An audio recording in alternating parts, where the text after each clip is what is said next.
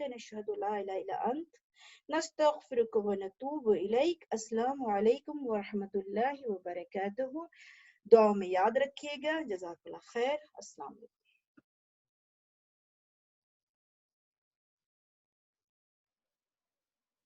अस्सलामु अलैकुम वरहमतुल्लाहि वबरकातुहू। क्या हाल चाल है आप सबके, कैसे हैं सब?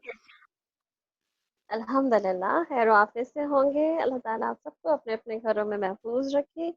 और आज जुम्मे का दिन है अल्हम्दुलिल्लाह। हम सब ने जुम्मे की तैयारी कर ली होगी, घर के कामकाज भी हो गए होंगे, खाना शाना भी पका लिया होगा आप सब ने। तो जुम्मे के लिहाज से अल्हम्दुलिल्लाह अभी आपकी सिस्टर अनीला ने आपको काफ़ी चीज़ें बता दी, तो हम मज़ीद रिपीट नहीं करते चीज़ों को। हाँ, एक इंशाल्लाह एक हदीस आएगी जो हम तफसीर के साथ ही अपनी बात करेंगे उसके ऊपर इंशाल्लाह, ठीक है? अच्छा जी, कल हमने सूरह अल अनआम मुकम्मल की थी और अल्हम्दुलिल्लाह आप सब ने मेरे साथ मुकम्मल की और हम सब ने उसके अंदर अपनी बहुत सारी अपने माशरती खराबियाँ, बिदात और शिर्क और जिस तरह से हमारे अकीदे की खराबियाँ हैं माशरे में, वो सब नज़र आई आपको। और आप सब ने देखा होगा कि आपके कुछ कुछ आयात और कुछ चीज़ों में कुछ लोग और कुछ नाम और कुछ ऐसे आमाल आपकी नज़रों में आ रहे होंगे कि लोग इस तरह से भी करते हैं और इस तरह भी करते हैं। तो अल्हम्दुलिल्लाह कुरान हमें आइडेंटिफिकेशन देता है ताकि हम देखें कि हम लोगों को शिर्क से कैसे निकाल सकते हैं, क्योंकि आप सल्लल्लाहु अलैहि वसल्लम ने भी मक्का में यही काम सबसे पहले किया था कि लोगों को शिर्क से बाहर निकाला था। तो कल एक चैप्टर था, कल एक पूरा टॉपिक था, कल उसमें एक एक मौजू था जिसके ऊपर सारी बात घूम रही थी। आज हमारा जो आज जो हमारी सूरत है सूरह अल आराफ, इंशाल्लाह इसकी कोशिश हम तो यही करेंगे कि आज ये मुकम्मल हो जाए। अगर नहीं भी हो पाई इंशाल्लाह तो फिर इंशाल्लाह इसको कंटिन्यू करेंगे। मगर सूरह अल आराफ जो है बेसिकली आपने आइन ड्राफा से बहुत सारे वर्ड पढ़ लिए हैं अभी तक। अमर बिल मारूफ, मार्फत इलाही, बार बार हम बात कर रहे हैं इसकी कि अल्लाह की मार्फत हासिल करनी चाहिए। तो अल आराफ उर्फ, बुलंदी या पहचान, अल्लाह की मार्फत। आपने हुरूफ मारफा भी पढ़े होंगे, पहचाने जाने वाले हुरूफ। तो बेसिकली यहाँ पर अल्लाह सुब्हानहू व तआला हमें पहचान दे रहे हैं। कल हमने पढ़ा कि क्या क्या चीज़ें हमारी ज़िंदगियों में ऐसी शामिल हो गई जिन्हें हमें निकालने की और उनकी अपनी अकीदे की सफाई की ज़रूरत है। यहाँ पर अल्लाह सुब्हानहू व तआला फरमा रहे हैं कि कैसे हमारा रैंक एलिवेट हो सकता है, कैसे हम आराफ की बुलंदियों पे जा सकते हैं और उसमें करने वाले कौन से अमाल होंगे। फिर जिस तरह हमने कल बात की थी ना कि अल्लाह ताला ने कुरान पाक में कोई कहानियाँ नहीं बयान की, बल्कि कौमों के किस्से और वाक़यात जो है वो आए भी हैं, तो वहाँ पे कोई ना कोई टीचिंग और लर्निंग मौजूद है। तो इंशाल्लाह आज हम कुछ कौमों के वाक़यात, उनकी लर्निंग्स के साथ देखेंगे और वहाँ पहचानेंगे कि कहाँ इनकी गलतियाँ थी जिनकी बिना पे इन्होंने अपना आराफ मिस कर दिया। तो आज का हमारा पूरा टॉपिक जो है वो आराफ इसी सब के गिर्द इंशाल्लाह घूमेगा और आप सब जो है फोकस करेंगे इंशाल्लाह सूरह अल आराफ के ऊपर इसी तरह से। और इंशाल्लाह हम देखेंगे कि क्या आज हमें नया सीखने को मिल रहा है इस कुरान पाक की इस सूरत से इंशाअल्लाह उल अज़ीज़, जो कि आपने बहुत दफ़ा पढ़ी भी होगी और आप सब ने सोचा होगा कि आराफ शुरू हो गई है तो कौमों के वाक़यात शुरू हो जाएंगे। तो ये तो बहुत आसान बात है। आज हम देखेंगे कि कौमों के वाक़यात किस रेफरेंस में यहाँ पर आ रहे हैं इंशाअल्लाह। ठीक है जी, चलें हम तिलावत सुनते हैं और उसके बाद दुआ और उसके बाद फिर अपना पारा स्टार्ट करते हैं। जी लगा दीजिए।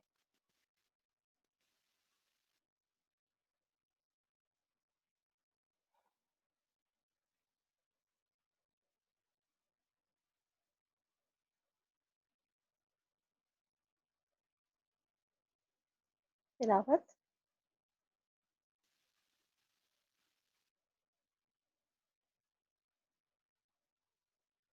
जी मदिया तिलावत लगाइए।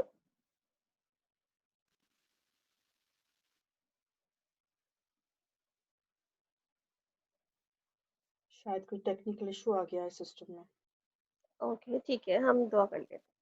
نحمده ونصلي على رسوله الكريم أما بعد فأعوذ بالله من الشيطان الرجيم بسم الله الرحمن الرحيم رب اشرح لي صدري ويسر لي أمري واحلل عقدة من لساني يفقه قولي رب زدني علما اللهم بسم فقهنا في الدين اللهم الله الرحمن الرحيم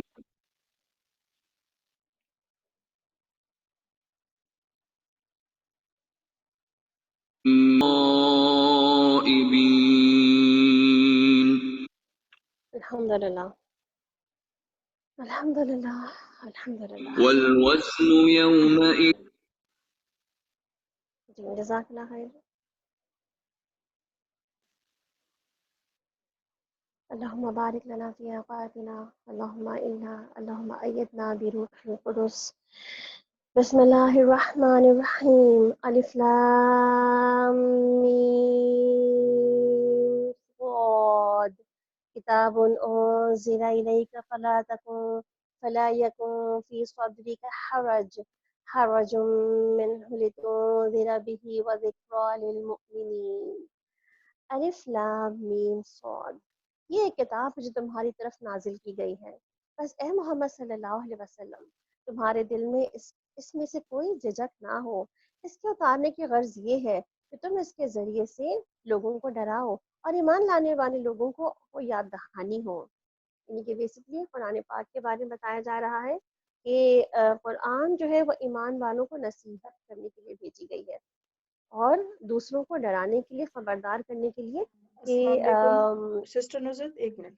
یہ پلیز اپنے یہ بچوں کو جو بھی اسکرین سے ہٹائیں، یہ اسکرین پہ کچھ پینٹ ہو رہا ہے. جزاک اللہ خیر.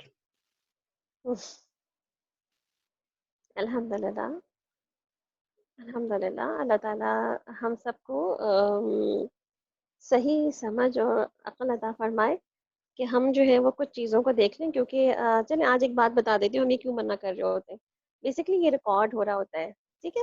جب ریکارڈنگ ہو رہی ہے تو اس کا مطلب یہ ہوتا ہے کہ جب یہ کہیں پر بھی دوبارہ پلے کی جائے گی تو یہ چیزیں نظر آئیں گی. تو سوچیں، ہم نے کل ہی بات کی تھی نا، ایک صدقہ جاریہ ہوتا ہے اور ایک گناہ جاریہ ہوتا ہے. بعض اوقات گناہ جاریہ جان بوجھ کے کیا جاتا ہے اور بعض اوقات انجانے میں بھی کر کیا جاتا ہے. تو ہم نے کوشش یہ کرنی ہے کہ جب ہم قرآن پاک اپنا لگا لیں، سیٹ کر لیں، تو اپنے لیپ ٹاپ سے یا اپنے موبائل فون سے تھوڑا دور ہٹ کے بیٹھ جائے تاکہ ہمیں اسکرین بھی نظر آتی رہے اور ہمارا ہاتھ بلا وجہ بھی ٹچ نہ ہو. کبھی مائکرو فون آن ہو جائے، کبھی ویڈیو آن ہو جائے، یا کبھی ہمارا پین کے نشان پر ہاتھ چلا جائے. جزاکم اللہ خیر کثیرا. اعوذ باللہ من الشیطان الرجیم بسم اللہ الرحمن الرحیم. تو یہاں پر ہم بات کر رہے تھے کہ ایمان لانے والوں کو قرآن کے ذریعے سے نصیحت کی جا رہی ہے. اتبعوا ما انزل الیک من ربکم، لوگوں جو کچھ تمہارے رب کی طرف سے تم پر نازل کیا گیا ہے اس کی پیروی کرو اور اپنے رب کو چھوڑ کے دوسرے سرپرستوں کی پیروی نہ کرو. یعنی کہ جو خود ساختہ لوگوں نے اپنے لیڈرز بنا رکھے ہیں، معبود بنا رکھے ہیں، اپنے طور پہ کچھ ولی اولیاء بنا رکھے ہیں، تو اللہ تعالیٰ کیا فرما رہے ہیں ان کے بارے میں کہ رب کو چھوڑ کر کسی اور کو رب جیسا نہ مان جاؤ، بلکہ تم نصیحت کو کم ہی مانتے ہو. یہ انسان ایسے ہی پیدا کیا گیا نا، چیزیں جلدی بھول جاتا ہے، کچھ باتیں مانتا ہے، کچھ باتیں چھوڑ دیتا ہے.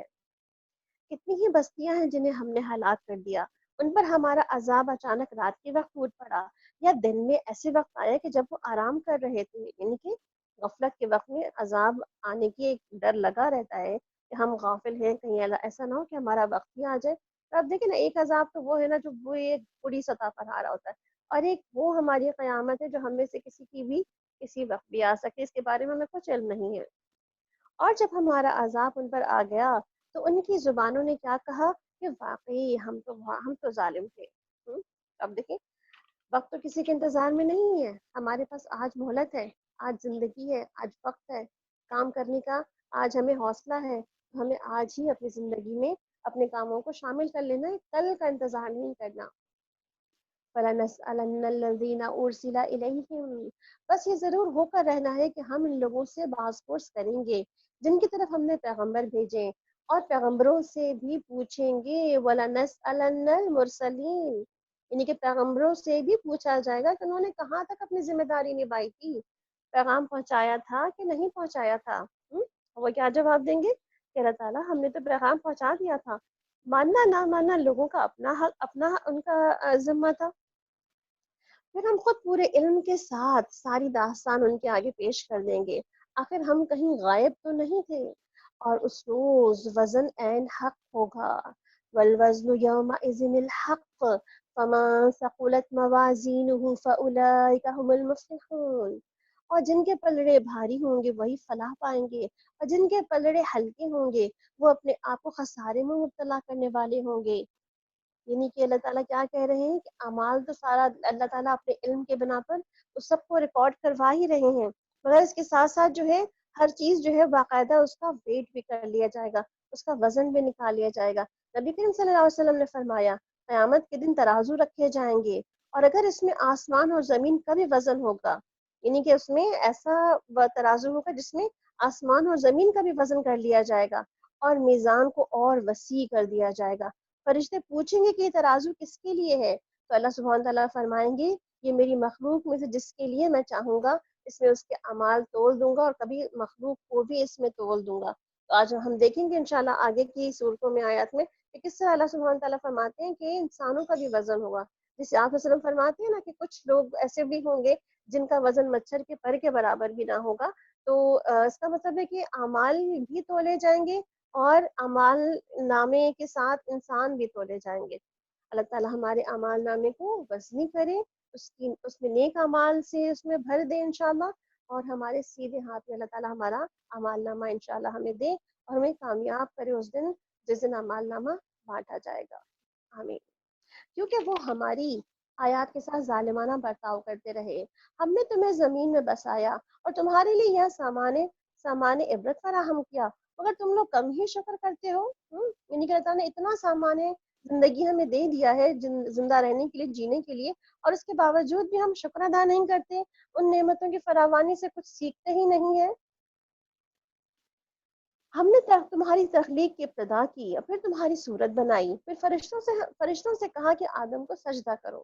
اب یہاں سے جو ہے وہ ہم نے پیچھے سورہ البقرہ میں تخلیق آدم کا قصہ سنا تھا، تخلیق آدم کا یہ قصہ دوبارہ اس صورت میں سورہ اعراف میں نظر آ رہا ہے، اور کچھ اور ڈیٹیل کے ساتھ یہاں پر آ رہا ہے۔ تو ہم دیکھتے ہیں کہ آج ہمیں اور مزید اس واقعے میں کیا چیزیں ڈیٹیل کے ساتھ اللہ سبحانہ تعالیٰ ہمیں بتانا چاہ رہے ہیں۔ اور اس میں حضرت انس رضی اللہ عنہ کہتے ہیں کہ رسول اکرم صلی اللہ علیہ وسلم نے فرمایا کہ جب اللہ تعالیٰ نے آدم علیہ السلام کی تصویر یعنی کہ ایک ڈھانچہ سا تیار کر لیا تو اسے یوں ہی پڑا چھوڑ دیا۔ ابلیس اس کے ارد گرد گھومنے لگا، اسے دیکھ رہا تھا۔ جب اس نے دیکھا کہ اس کا پیٹ اندر سے خالی ہے اور پیٹ والی جگہ کے اندر خول ہے، تو اس نے کہا اس کے مقابلے میں کامیاب ہو جاؤں گا، کیونکہ یہ ایسی مخلوق ہے جو خود پہ قابو نہ رکھ سکے۔ یعنی کہ وہ اس دن یہ سمجھ گیا کہ اس کو قابو کرنا آسان ہوگا، لیکن آج ہمارا مقابلہ تو اسی کے ساتھ ہے نا، اسی نے ہمیں سجدہ کرنے سے انکار کیا تھا آدم علیہ السلام کو، اب وہی پھر ہمارے اسی دن سے جو ہے وہ مقابلے میں تیار ہو گیا، تو آج ہمارا سارا مقابلہ اسی کے ساتھ ہے، ہماری ساری دشمنی اسی کے ساتھ ہے، تو ہم پھر بھی اس کو جیتنے دیتے ہیں اور خود ہار جاتے ہیں۔ تو کیا ہوا کہ اللہ کے حکم پر سب نے سجدہ کیا، مگر ابلیس سجدہ کرنے والوں میں شامل نہ ہوا۔ اللہ نے پوچھا تجھے کس چیز نے سجدہ کرنے سے روکا ہے جبکہ میں نے تجھے حکم دیا تھا؟ بولا کہ میں اس سے بہتر ہوں، تو نے مجھے آگ سے پیدا کیا ہے، اس کو مٹی سے پیدا کیا، یعنی کہ اس نے لاجک دی وہاں پہ۔ تو کیا لاجک دی کہ اللہ تعالیٰ وہ مٹی سے بنی ہوئی مخلوق ہے، میں آگ زیادہ طاقت رکھتا ہوں، تو میں نہیں سجدہ کروں گا اس کو، کیونکہ وہ تو مجھ سے تھوڑا سا کم تر ہی ہے۔ فرمایا کہ اچھا تو یہاں سے نیچے اتر، تجھے حق نہیں کہ یہاں تو بڑائی کا تکبر کرے، نکل جا، تو ان لوگوں میں سے ہے جو خود اپنی ہی ذلت چاہتے ہیں۔ یعنی کہ نافرمان لوگ کیوں نہیں مانتے اللہ کی بات؟ کیونکہ وہ خود ہی ذلیل ہونا چاہتے ہیں، اللہ نہیں ذلیل کر رہا ان کو، بلکہ وہ خود ہی قیامت کے روز اپنی ذلت کا باعث ہیں۔ بولا کہ مجھے اس دن تک مہلت دے جب تک یہ سب دوبارہ اٹھائے جائیں گے۔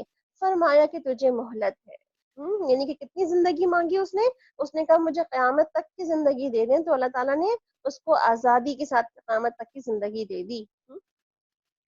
حضرت جابر رضی اللہ عنہ کی روایت ہے کہ نبی کریم صلی اللہ علیہ وسلم نے فرمایا کہ شیطان تم میں سے ہر ایک کے پاس اس کے ہر کام میں موجود رہتا ہے، یہاں تک کہ وہ کھانا کھانے کے وقت بھی، یعنی کسی وقت بھی کسی وقت بھی آپ کا پیچھا نہیں چھوڑ جاتا. آپ سو جاتے ہیں مگر وہ آپ کے پاس پھر بھی موجود رہتا ہے. جیسے کہ اگر ہم دعائیں نہ پڑھیں ہیں، اللہ تعالیٰ کی تسبیحات پڑھ کے نہ سوئیں، تو ہم پھر شیطان کے کبھی نہ کبھی قابو میں نغے میں آ ہی جاتے ہیں. وہ پھر بھی ہم پہ حملہ کرنے کو کبھی نہ کبھی تیار ہو ہی جاتا ہے اگر ہم اپنی پروٹیکشن نہ لیں تو. کیا پتہ چلتا ہے ہمیں کہ وہ کسی وقت بھی ہمارا پیچھا نہیں چھوڑتا. بولا کہ اچھا، تو جس طرح تو نے مجھے گمراہی میں مبتلا کیا ہے، میں بھی اب تیری سیدھی راہ پر انسانوں کی گھات میں لگا رہوں گا. آگے اور پیچھے اور دائیں اور بائیں ہر طرف سے ان کو گھیروں گا، اور تو ان میں سے اکثر کو ناشکرا پائے گا. یعنی کہ وہ کیا کہہ رہا ہے کہ وہ ہمیں ناشکرا بنا دے گا، ہمیں شکر کرنا ہی بھلوا دے گا. اور آپ دیکھیں نا، ہم کل بھی یہ پڑھ رہے تھے کہ شکر کی تسبیحات الحمدللہ سے کل بات شروع ہوئی تھی، تو ہم نے وہاں پر بھی دیکھا کہ شکر کے بارے میں. اب دیکھیں شکر صرف 3 حرفی لفظ ہے نا، شین، کاف اور را، جسٹ 3 لیٹرز اس کے اندر ہیں. اور آج ہی آپ پڑھ رہے تھے کہ حروف جو ہے وہ شجریہ کون سے ہوتے ہیں، اس میں شین جو ہے وہ حروف شجریہ میں سے ہے. تو شکر بھی اسی کے اندر شامل. آپ دیکھیں کیا ہم کیسے شکر گزار ہیں. کیا ہم نے اپنے رزق پہ شکر کیا ہے، اپنے مال پر، اپنے بچوں پر، اپنے گھر پر، جو بھی نعمتیں ہمیں اس وقت ملی ہوئی کیا اس پر ہم شکر کرتے ہیں. اور دوسری سب سے بڑی نعمت آپ دیکھیں، کیا ہم آج قرآن سن رہے ہیں، قرآن پڑھ رہے ہیں، تو کیا ہم اس نعمت پر شکر ادا کر رہے ہیں؟ کیا ہم اپنی نعمت اسلام پر شکر گزار ہیں کہ ہم اسلام ایک مسلمان گھرانے میں پیدا ہوئے، ہمیں اسلام قبول کرنے کے لیے وہ محنتیں مشقتیں نہیں کرنی پڑی جو دوسروں نے کی ہیں. ہمیں تو ابتدا سے ہی، بچپن سے ہی پیدا ہوتے کے ساتھ ہی اسلام ملا. تو کس نعمت کا ہم شکر ادا کرتے ہیں؟ اور آپ دیکھیں شکر 3 طرح سے ہوتا ہے نا. ہم دل سے شکر کرتے ہیں، یعنی کہ جذبات میں سے بھی خوشی کا اظہار ہو کہ ہم واقعی شکر گزار بندے ہیں. زبان سے بول کر اظہار کریں الحمدللہ. آپ دیکھیں جن کا کلمہ الحمدللہ ہوتا ہے، تو ہم نے کل ہی دیکھا کہ الحمدللہ کی تسبیحات بھی بے شمار ہیں، الحمدللہ سے شروع ہونے والی بہت ساری دعائیں بھی بے شمار ہیں. تو کچھ نہ کچھ ہماری زبان پر اللہ کا شکر کا کلمہ جاری رہنا چاہیے. پھر جوارے سے بھی شکر لینے کی، اپنی اعضاء سے بھی ہم شکر ادا کرتے ہیں.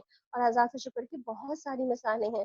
کچھ عبادات ہماری اعضاء سے شکر کی مثالیں بن جاتی ہیں، اور کچھ ہمارے دن بھر کے کام ہماری اعضاء سے شکر کی مثال بن جاتے ہیں. تو آپ دیکھیں یہاں پر شیطان نے کیا کہا کہ میں اکثریت کو ناشکرا کر دوں گا. تو آج اب دیکھیں، آج ہمارا الٹیمیٹ چیلنج کیا ہے؟ شیطان کو ہرانا.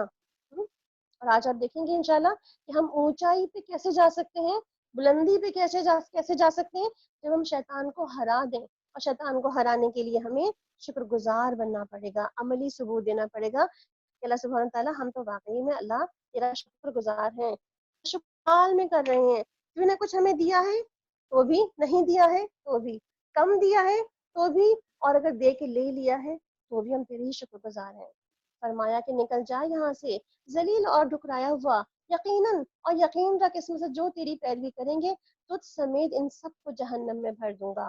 اور اے آدم علیہ السلام، تو اور تیری بیوی دونوں اس جنت میں رہو، جہاں سے جی چاہے تم دونوں کا اس میں سے کھاؤ، مگر اس درخت کے پاس نہ جانا ورنہ ظالموں میں سے ہو جاؤ گے. فوسوس لہم الشیطان، پھر شیطان نے ان دونوں کو بہکایا تاکہ ان کی شرمگاہیں جو ایک دوسرے سے چھپائی گئی تھیں ان کے سامنے کھول دے.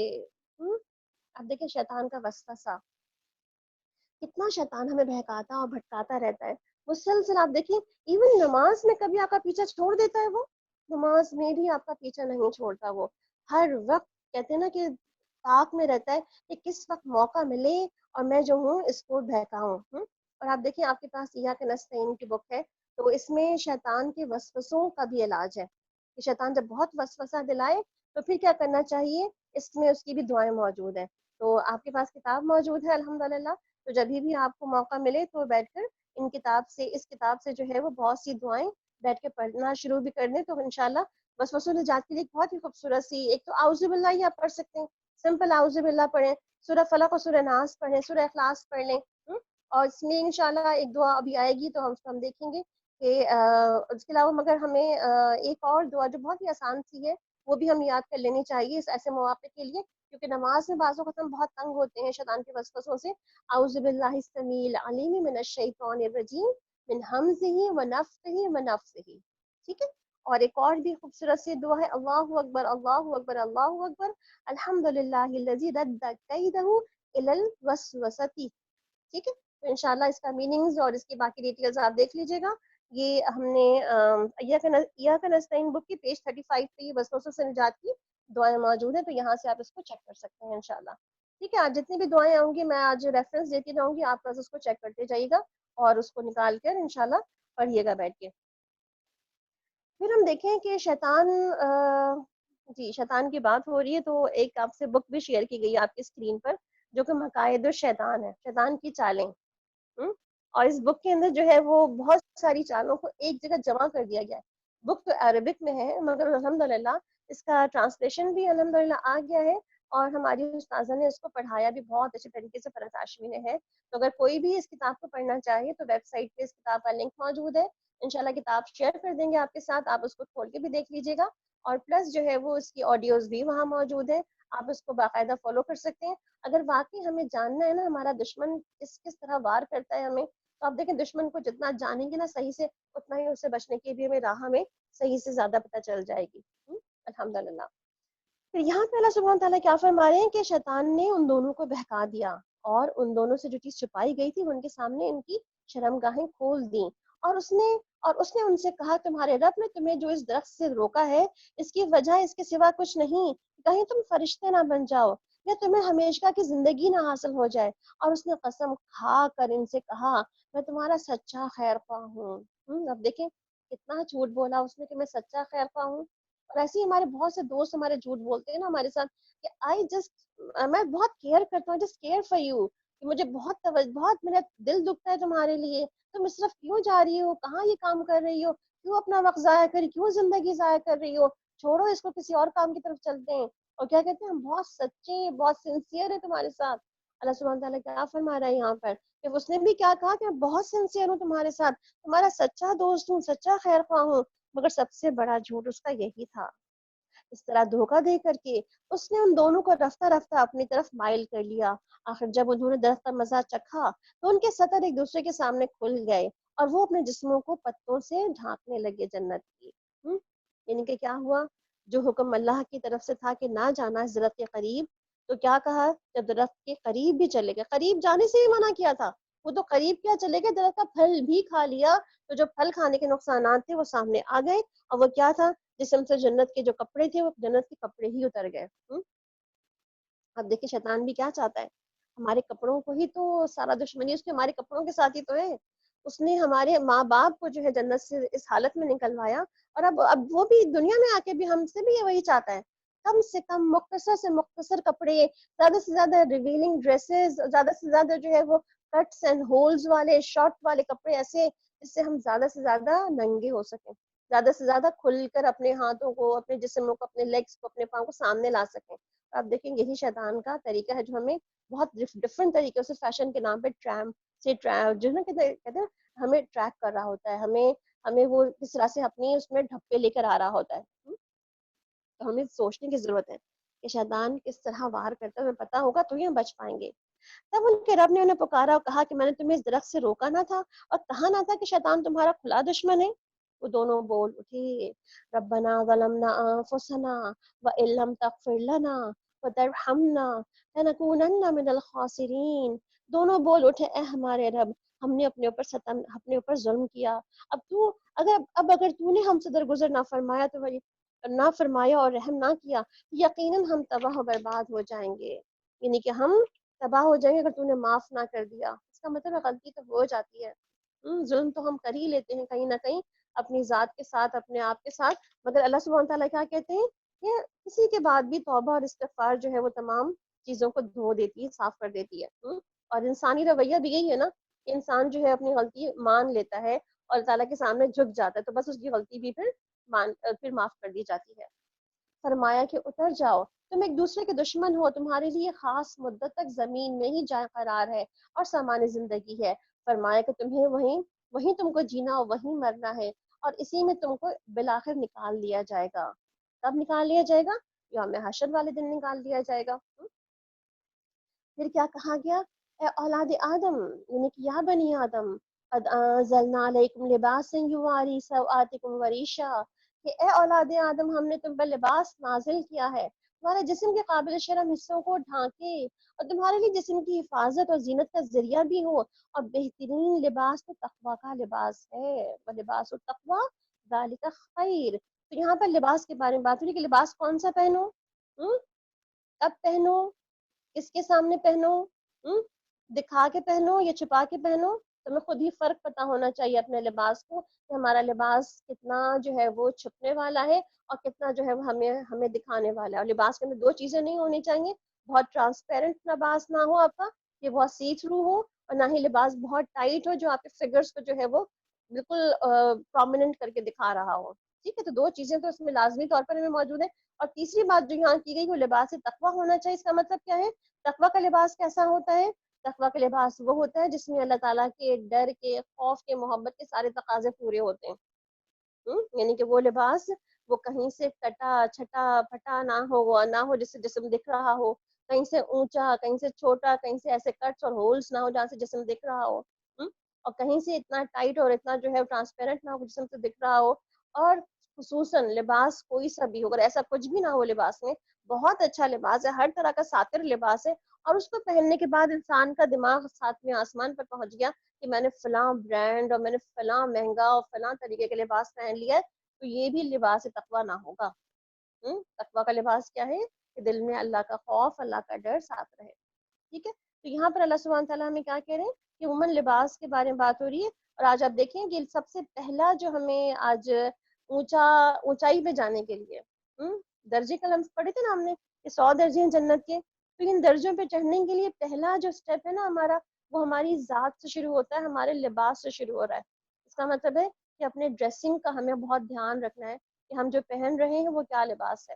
اور آپ دیکھیں نا، جب آپ بازاروں میں جاتے ہیں تو آپ اپنی پسند کے مطابق کپڑا پا لیتے ہیں، چاہے وہ جتنا بھی کوئی مہنگا سے مہنگا، اچھے سے اچھا برانڈ ہو، وہ کسی طرح کا بھی کپڑا بیچ رہا، آپ دیکھ سکتے ہیں، اس کو کہہ سکتے ہیں کہ بھائی یہ بہت باریک ہے، ہم اس کو نہیں پہنیں گے. وہ آپ دیکھیں کچھ عرصے کے بعد وہ باریک کی جگہ موٹا جو ہے وہ اس کی لیے لے آئے گا، کیونکہ پتہ ہے اس کو کسٹمر از آلویز رائٹ، تو وہ کسٹمر کو ڈیل کرنے کے لیے وہ چیزیں اس پہ بہتر کر لے گا. ہم بس کہنے والے تو بنے کہ ہاں یہ صحیح نہیں ہے، یہ اچھا نہیں ہے، یہ بہت اونچا ہے، یہ بہت چھوٹا ہے.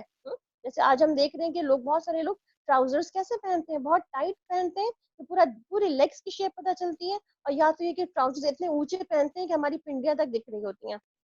ہمیں دیکھنے کی ضرورت ہے کہ ہم یہ کس کو خوش کر رہے ہیں، اللہ کو خوش کر رہے ہیں یا اللہ کے دشمن اور ہمارے دشمن کو خوش کر رہے ہیں. یہ اللہ کی نشانیوں میں سے ایک نشانی ہے، شاید کہ لوگ اسے سبق لیں. اے بنی آدم، ایسا نہ ہو کہ شیطان تمہیں پھر اس فتنے میں مبتلا کر دے جس طرح اسے تمہارے والدین کو جنت سے نکلوایا تھا اور ان کے لباس اتروا دیے تھے تاکہ ان کے شرمگاہیں دوسرے کے سامنے کھولے، اور اس کے ساتھ ہی تمہیں اس جگہ سے دیکھتے ہیں جہاں سے تم انہیں نہیں دیکھ سکتے. ان شیاطین کو ہم نے ان لوگوں کا سرپرست بنا دیا جو ایمان نہیں لاتے. یعنی کہ ہمارے والدین کو نکلوا دیا تو ہمیں بھی جانے نہیں دے گا وہ. اور پیچھے اللہ نے کیا فرما دیا؟ جو بات اللہ کی نہیں مانے گا تو جہنم میں شیطان کے ساتھ سب کو بھر دیں گے اللہ سبحانہ تعالیٰ. اللہم اجرنا من النار. اور ہم سب کو کوشش کرنی ہے کہ ایسے کوئی بھی کام اللہ کو ناراض کرنے والے نہیں کرنے. جب یہ لوگ کوئی شرمناک کام کرتے ہیں تو کہتے ہیں کہ ہم نے اپنے باپ دادا کو اسی طریقے پر پایا ہے، اللہ ہی نے ہمیں ایسا کرنے کا حکم دیا ہے. ان سے کہو کہ اللہ بے حیائی کا حکم نہیں دیا کرتا، کیا تم اللہ کا نام لے کر کے وہ باتیں کرتے ہو جن کے متعلق تمہیں علم نہیں ہے؟ قل امر ربی بالقسط. اے محمد صلی اللہ علیہ وسلم ان سے کہو کہ میرے رب نے تو انصاف کا حکم دیا ہے، اور اس کا حکم تو یہ ہے کہ ہر عبادت میں اپنا رخ ٹھیک رکھو اور اسی کو پکارو اپنے دین کو اس کے لیے خالص رکھ کر، جس طرح اس نے تمہیں اب پیدا کیا ہے اسی طرح تم پھر پیدا کیے جاؤ گے. یعنی کہ اپنا فوکس ٹھیک کر لو، کہاں عبادت کا رخ ہے، کہاں تمہاری ڈائریکشن ہے، کہاں تمہارا سینٹر آف لائف ہے، اس کو ضرور دوبارہ سے ریوائز کرو کہ دیکھو کہ تم کہاں جا رہے ہو. اگر ایک گروہ کو اس نے سیدھا راستہ دکھایا ہے تو اگر دوسرے گروہ پہ گمراہی مسلط ہو کر رہ گئی کیونکہ انہوں نے اللہ کے بجائے شیاطین کو اپنا سرپرست بنا لیا ہے اور وہ سمجھ رہے ہیں کہ ہم سیدھی راہ پر ہیں. کیسے سمجھ رہے ہیں سیدھی راہ پر ہیں؟ اپنی لاجکس دینے کے بعد، اپنی ججمنٹس دیکھنے کے بعد کہ ہم نے تو یہی سمجھا تھا. شیطان کے بہکانے پر بھی کیا کہتے ہیں کہ ٹھیک ہے ہمیں، اور دوسرا جو آج تو لوگ کھلم کھلا کہتے ہیں کہ شیطان کیا بہکائے گا، ہم تو خود ہی شیطان بن چکے ہیں.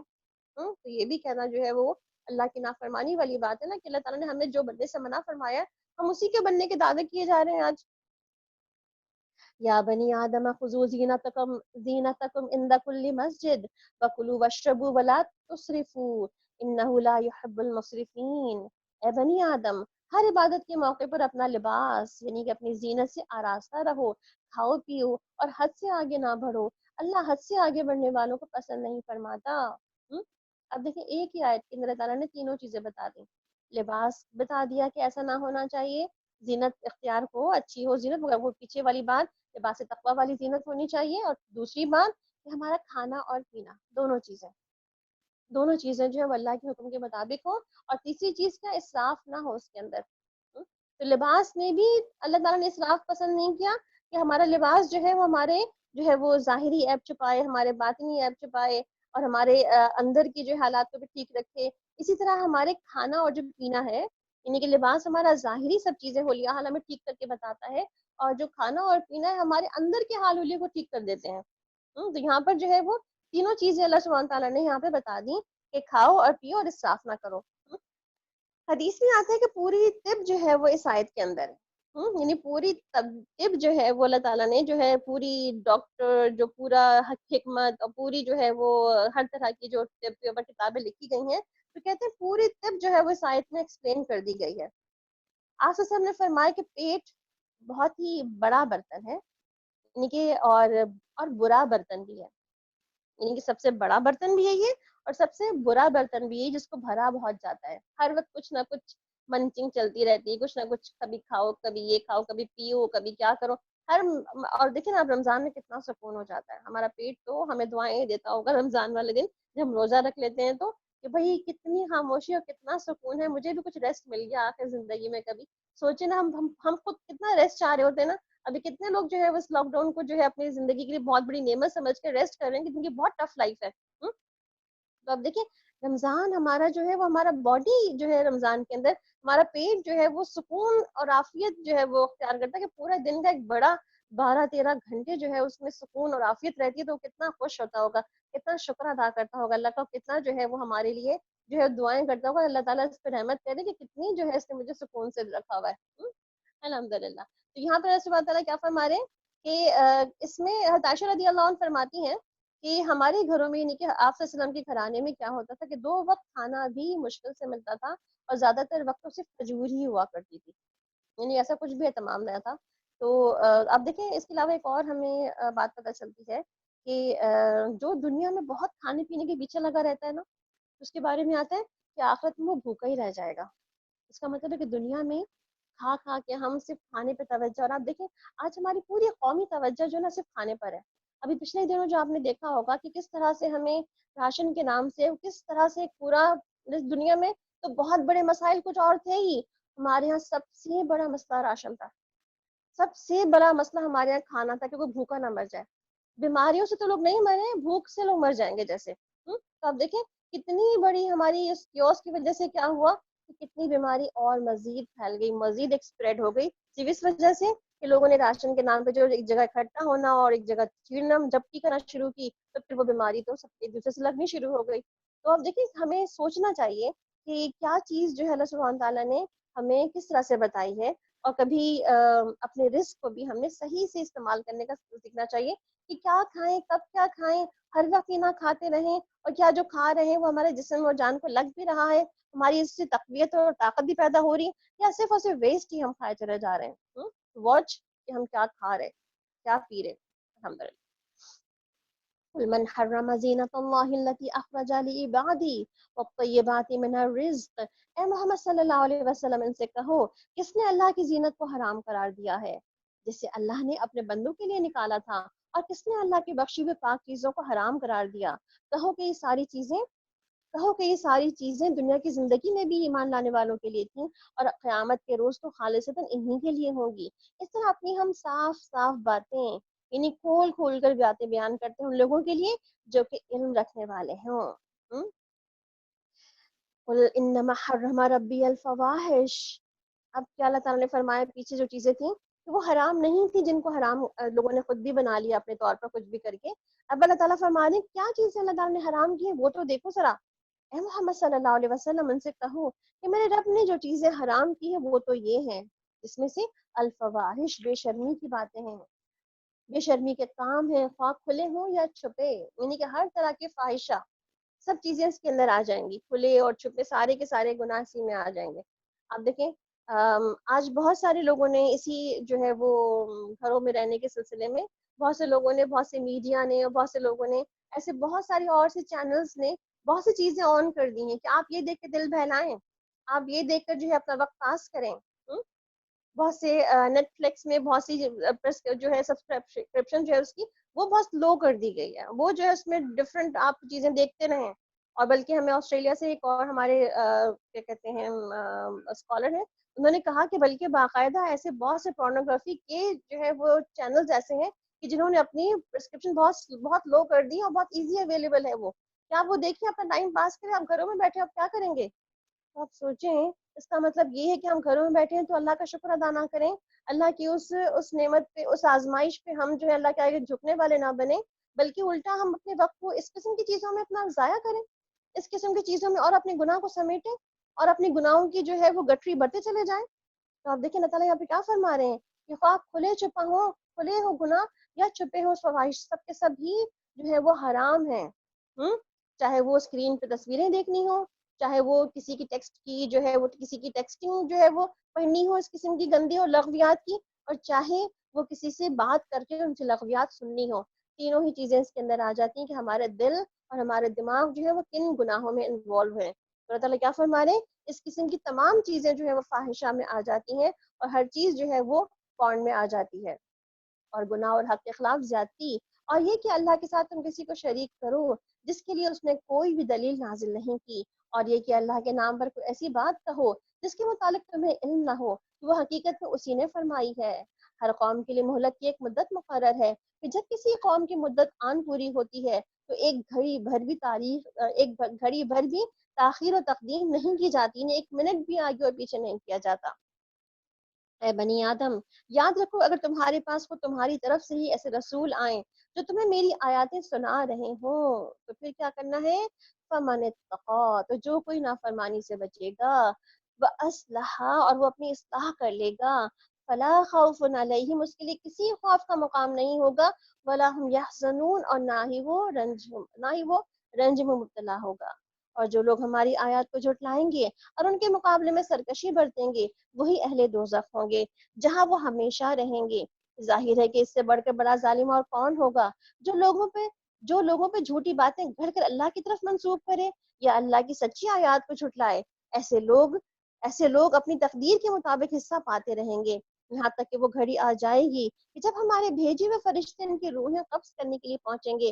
اس وقت ان سے پوچھیں گے کہ بتاؤ اب کہاں ہیں تمہارے وہ معبود جن کو تم اللہ کے بجائے پکارا کرتے تھے؟ یعنی کہ موت کے وقت انسان تنہا رہ جائے گا، اس سے پوچھا جائے گا، کل بات ہو رہی تھی نا کہ تم آ گئے نا اکیلے اب تو تمہارے ساتھ کوئی ہے ہی نہیں جو تمہیں سفارش کرے، تمہیں بچا لے، تمہیں چھڑا لے، کوئی بھی نہیں ہے.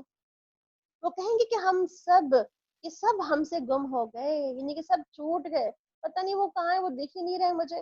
اور وہ خود اپنے خلاف گواہی دیں گے، ہم واقعی منکر حق تھے.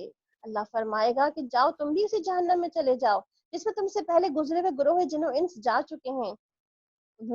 اور جب ہر گروہ جہنم میں داخل ہوگا تو اپنے پیش رو گروہ پہ لعنت کرتا ہوا داخل ہوگا، کیونکہ جو پہلے سے چلے گئے ہوں گے ان پہ لعنت کرتا ہوا داخل ہوگا. کیوں؟ اس لیے کہ انہوں نے بھٹکایا اور ان کو پھسلایا تھا، تبھی تو وہ جہنم میں جانے والوں میں سے پیچھے پیچھے ان کے آ گئے.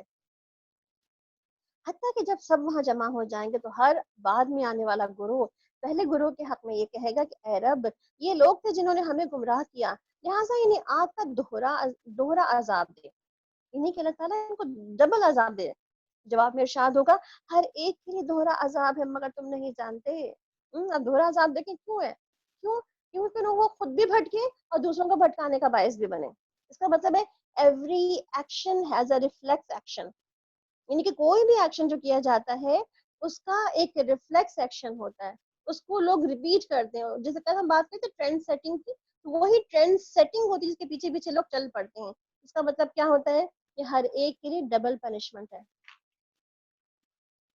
اور پہلا گروہ دوسرے گروہ سے کہے گا کہ تم کو ہم پر کون سی فضیلت حاصل تھی جب تم اپنی کمائی کے اب اپنی کمائی کے نتیجے میں عذاب کا مزہ چکھو، نہیں کہ تم نے کون سے ہمارے پیچھے چلنے کے بعد بڑے بڑے کام کر لیے تو चखो तुम भी और हम भी दोनों ही इकट्ठे हैं यहाँ पर। इन्नल्लज़ीना कज़्ज़बू बिआयातिना वस्तकबरू अन्हा, यकीन जानो कि जिन लोगों ने हमारी आयत को झुटलाया है, उनके मुकाबले में सरकशी की है, उनके लिए आसमान के दरवाजे हरगिज ना खोले जाएंगे। उनका जन्नत में जाना इतना ही नामुमकिन है जितना सुई के नाके से ऊंट का गुजरना, और मुजरिमों को हमारे यहाँ ऐसा ही बदला मिला करता है। इसलिए तो जहन्नम उनका बिछौना होगा और जहन्नम ही उनका ओढ़ना होगा। कल हम पढ़ रहे थे ना कि किस तरह एक काफिर पर, एक मुशरिक पर, एक नाफरमान पर जब अल्लाह ताला फरिश्ते भेजता है उनकी जान निकालने के लिए, तो कैसे उसकी जान वो निकालते हैं ना। तो ऐसे ही वो उनके साथ क्या मामला होगा कि उनके लिए ऊपर उनको ले जा करके वहां पर उनके लिए आसमान के दरवाजे तक नहीं खोले जाएंगे और उनको जमीन में पटक दिया जाएगा। उनके लिए तो जहन्नम ही बिछौना और जहन्नम ही ओढ़ना है। ये वो जज़ा है जो हम जालिमों को दिया करते हैं, बखिलाफ इसके कि जिन लोगों ने हमारी आयत को मान लिया और अच्छे काम किए। हम हर एक को उसकी इस्तात के मुताबिक ही जिम्मेदार ठहराते हैं। वो अहले जन्नत है जहाँ वो हमेशा रहेंगे। उनके दिलों में एक दूसरे के खिलाफ जो कुछ भी कदूरत होगी उसे हम निकाल देंगे। उनके नीचे नहरें बहती होंगी और वो कहेंगे वक़ालुल हम्दुलिल्लाहिल्लज़ी हदाना लिहाज़ा, वो कहेंगे कि तारीफ अल्लाह ही की है जिसने हमें सीधा रास्ता दिखाया। हम खुद राह नहीं पा सकते थे, अगर अल्लाह हमारी रहनुमाई ना करता। हमारे रब के भेजे हुए रसूल वाकई हक लेकर आए, और उस वक्त निदा आएगी कि ये जन्नत जिसके तुम वारिस बनाए गए हो, तुम्हें उन अमाल के बदले में मिली है जो तुम कर रहे थे। यानी हर एक को जन्नत में, जन्नत कैसी है बेसिकली, हर एक को हमें से जन्नत में अपने घर का पता होगा। जैसे दुनिया में अपने घरों का पता होता है ना हमें, ऐसे जन्नत में भी घरों का पता होगा। अगर हम जन्नत में जाने वाले लोगों में शामिल होंगे तो हम दुआ करते हैं अल्लाहुम्मा अजलना मिनहुम, हम सबको अल्लाह ताला जन्नत में दाखिल होने वालों में शामिल करे। और आज जुम्मे का दिन है, अल्लाह ताला से हमारी बहुत ही आजिज़ाना दुआ है कि अल्लाह ताला हमें जहन्नम से हमारी निजात करा दे। वक़िना अज़ाबन्नार वनादा अस्हाबुल जन्नति अस्हाबन नार, ये जन्नत के लोग दोज़ख वालों से पुकार कर कहेंगे हमने उन सारे वादों को ठीक पाया जो हमारे रब ने हमारे साथ किए थे। क्या तुमने भी उन वादों को ठीक पाया जो तुम्हारे रब ने तुम्हारे साथ किए थे? यानी कि वाकई जवाब मिलेगा कि हाँ। तब एक पुकारने वाला इनके दरमियान पुकारेगा, अल्लाह की लानत उन जालिमों पर जो अल्लाह के रास्ते से लोगों को रोकते और टेढ़ा करना चाहते थे और आखिरत के मुनकर थे। कुछ लोग आराफ पर होंगे, आराफ वाले होंगे। कौन लोग होंगे ये आराफ पर? कहते हैं कि जिनके अमल जो है वो बराबर होंगे, यानी कि इनके अच्छे और बुरे काम जो है वो इक्वल होंगे। यानी गिनती पूरी बराबर बराबर, इक्वल इक्वल, 50-50 होगी, कोई आगे पीछे ना होगा। तो इसलिए कहा जा रहा है इनके बारे में कि इनका जो अमल बराबर होगा, तो इसलिए इनको ऊपर रखा जाएगा। कहा जाएगा कि आपका रिजल्ट जो है वो थोड़ी देर बाद मिलेगा, आप ऊपर से बैठ के जन्नत वालों का, दोज़ख वालों का, दोनों का मुशाहिदा करें। तो ये लोग आराफ पर होंगे जो ऊपर से देख रहे होंगे और उनसे बातें कर रहे होंगे। इन दोनों ग्रोहों के दरमियान एक ओट हाइल होगी जिसकी बुलंदियों पर आराफ पे कुछ लोग होंगे।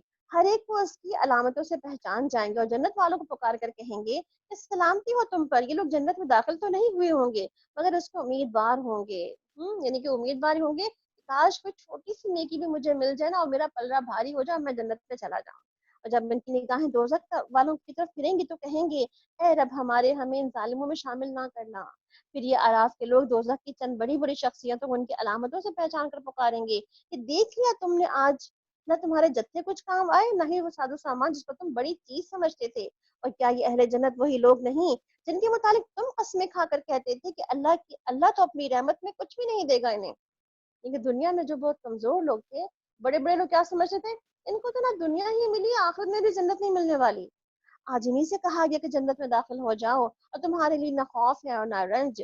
और वो दोज़ख वाले लोग जो जन्नत, और दोज़ख के लोग जन्नत वालों को पुकारेंगे, कहेंगे कुछ थोड़ा सा पानी हम पर डाल दो।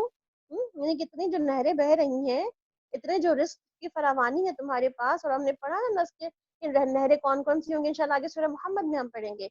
दूध की नहरें, शहद की नहरें, शराब की नहरें, प्योर क्लीन प्योर वाटर की नहरें। तो कहा जा रहा है क्या कि तुम्हारे पास अल्लाह ताला ने इतना रिस्क तुम्हें दे रखा है, कुछ उसी में से हमें फेंक दो, कोई पानी पिला दो हमें यहाँ पे। तो जवाब देंगे कि अल्लाह ने ये दोनों चीजें उन मुनकरीन हक पर हराम कर दी हैं जिन्होंने अपने दीन को किल और तफरी बना लिया था, जिन्हें दुनिया की जिंदगी ने धोखे में मुब्तला कर रखा था। अल्लाह फरमाता है कि आज हम भी इन्हें इसी तरह बुला देंगे जिस तरह वो उस दिन की मुलाकात को भूले रहे और हमारी आयत का इनकार करते रहे। کہ دوزخ والے اس دن پانی مانگیں گے. اب دیکھیں دنیا کی بہت سی چیزیں جو ہیں وہ ان پر جو ہے اس وقت وہ جو دنیا میں بہت فراوانی تھی ان کے پاس مگر وہاں نہیں ہوگی. تو آپ دیکھیں پانی کا ذکر کیوں کہا گیا؟ آپ دیکھیں پانی پلانا بہترین صدقہ ہے. گناہوں کی معافی ہوتی ہے پانی پلانے سے.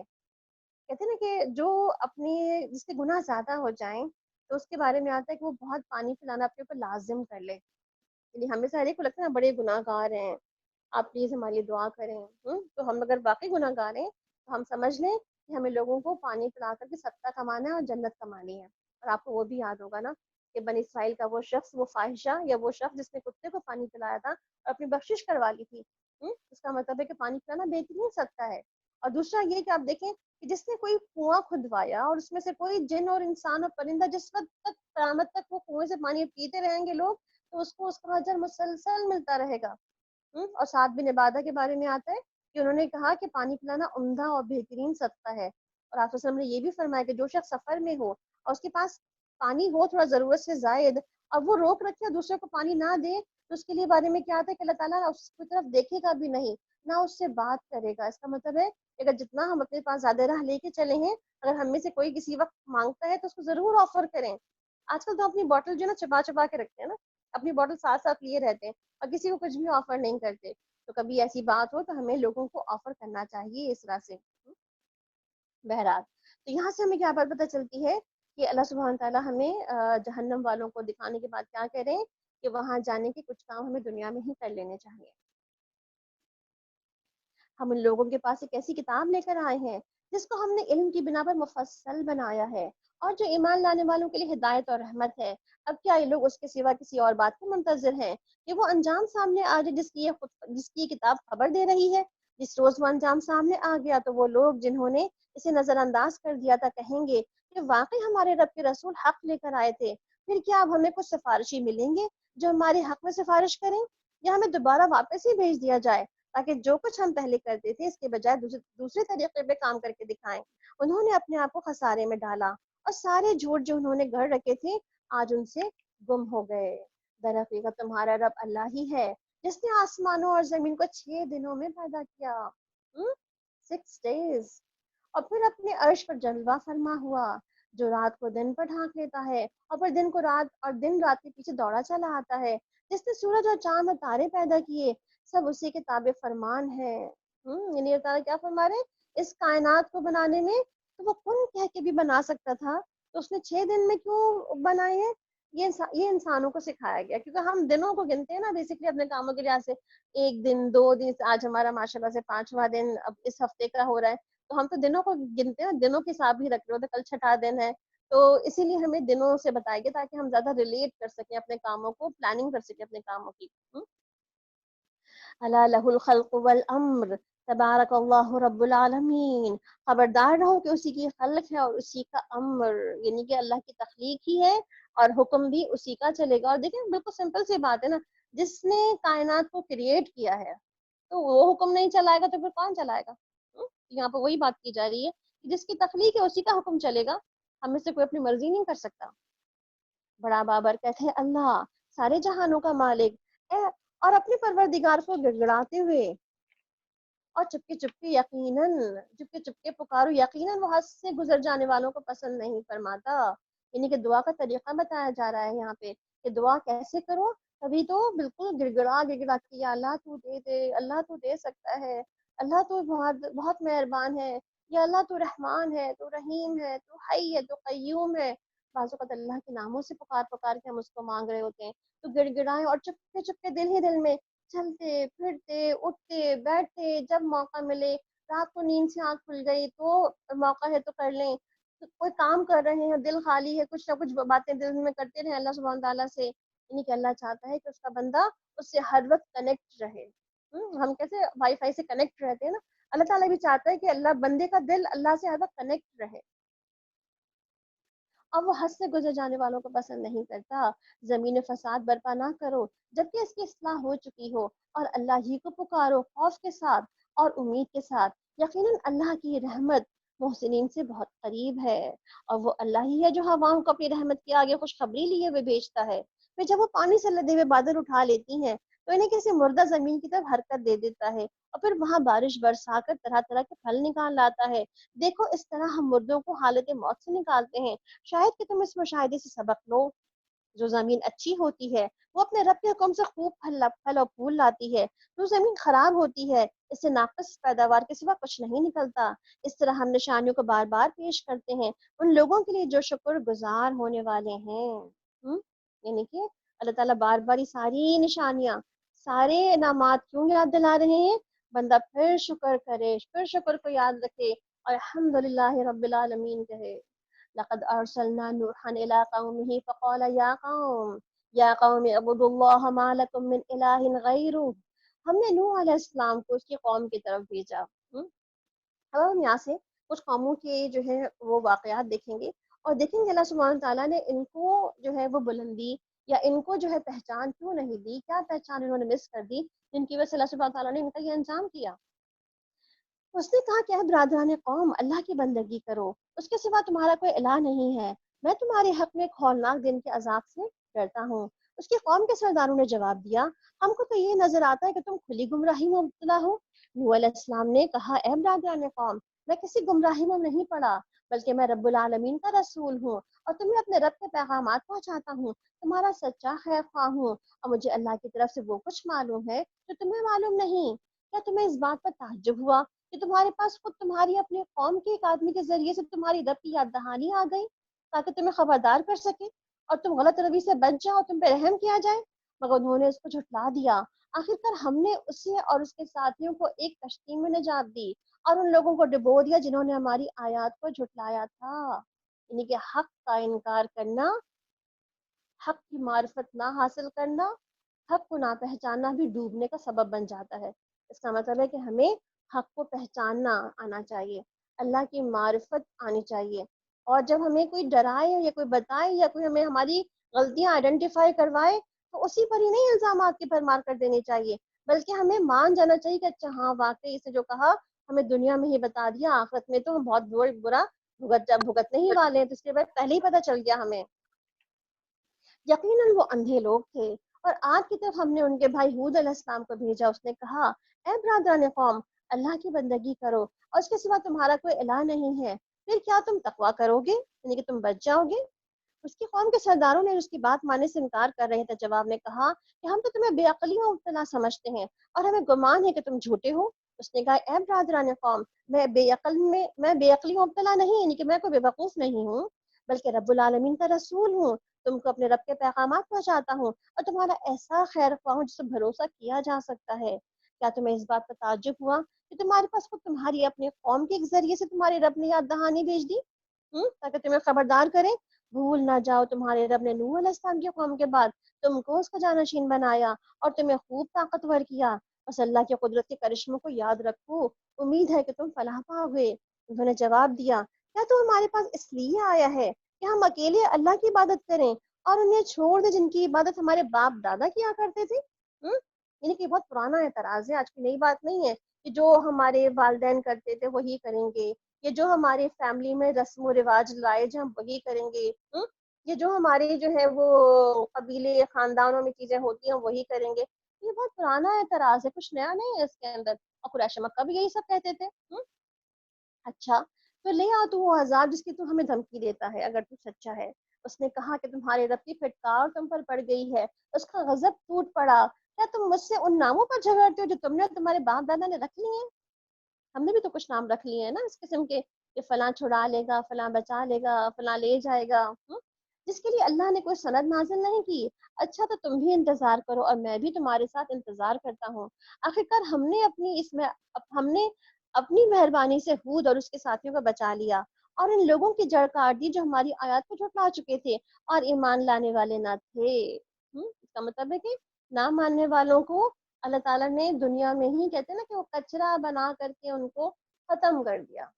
کچرا تو ڈسٹ بن میں ڈالا جاتا ہے، ڈسٹروائے کیا جاتا ہے، آگ لگا دی جاتی ہے، پانی میں بہا دیا جاتا ہے، زمین میں دبا دیا جاتا ہے. تو اللہ تعالیٰ نے بھی کیا کیا؟ ایسے تمام لوگوں کو، ایسے تمام انسانوں کو جو اللہ کے نافرمان تھے، اللہ کی بات نہیں پہچان رہے تھے، اللہ کے نبی کو نہیں پہچان رہے تھے، حق نہیں پہچان رہے تھے، ان کے ساتھ اللہ تعالیٰ نے کیا کیا؟ وہی کیا جو کرنا چاہیے تھا اس کو. اور سمود کی طرف ہم نے اس کے بھائی صالح علیہ السلام کو بھیجا. اس نے کہا کہ اے برادران قوم، اللہ کی بندگی کرو. اب دیکھیں سارے کے سارے قوم کے جو نبی ہیں کیا کہہ رہے ہیں؟ اے میرے بھائیوں، اے میرے بھائیوں، اے میرے قوم کے بھائیوں، یعنی کہ سب کو ایک محبت سے مخاطب کریں کہ بات سمجھ جائیں، بات سن لیں. اور کیا کہا انہوں نے کہ اے برادران قوم، اللہ کی بندگی کرو، اس کے سوا تمہارا کوئی الہ نہیں ہے.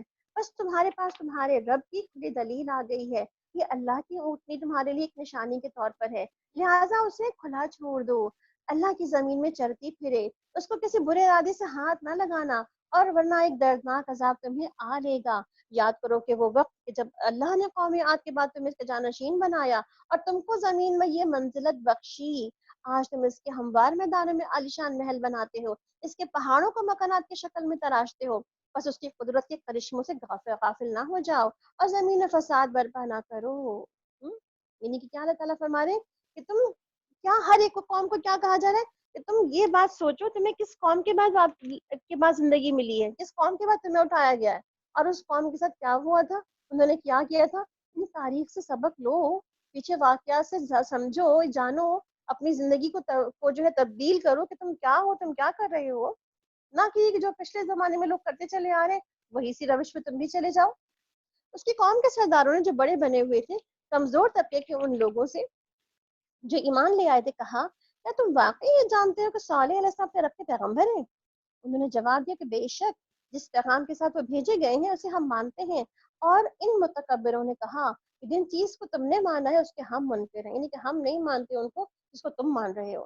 پھر انہوں نے اونٹنی کو مار ڈالا اور پوری سرکشی کے ساتھ اپنے رب کی حکم کی خلاف ورزی کر گزرے، اور صالح علیہ السلام سے کہہ دیا کہ لے آؤ وہ عذاب جس کی تم ہمیں دھمکی دیتے ہو اگر تم واقعی پیغمبروں میں سے ہو. آخرکار ایک دہلا دینے والی آفت نے انہیں آ لیا اور وہ اپنے گھروں میں اوندھے پڑے رہ گئے. یعنی کہ جس گھر کے اندر گھسے رہتے تھے، جس گھر کو بہت مضبوط بنایا تھا، جس گھر کو بہت سجانے سنوارنے میں وقت گزارا تھا، جس گھر میں سوچا تھا کہ یہاں تو کوئی نہیں آئے گا تو اللہ کی ناراضگی ہو تو وہ گھروں کے اندر بھی آ جاتی ہے. گھر سے باہر نہ نکلنے سے بھی گھر کے اندر بھی موت پہنچ جاتی ہے. اور صالح علیہ السلام یہ کہتے ہوئے ان بستیوں سے نکل گئے کہ اے میری قوم، میں نے اپنے رب کا پیغام تمہیں پہنچا دیا اور میں نے تمہاری بہت خیر خواہی کی، مگر میں کیا کروں کہ تمہیں اپنے خیر خواہ پسند ہی نہیں ہے. اور لوط علیہ السلام کو ہم نے پیغمبر بنا کر بھیجا. پھر یاد کرو کہ جب اس نے اپنی قوم سے کہا کیا تم ایسے بے حیا ہو گئے ہو، وہ فحش کام کرتے ہو جو تم سے پہلے کبھی کسی نے دنیا میں نہیں کیا.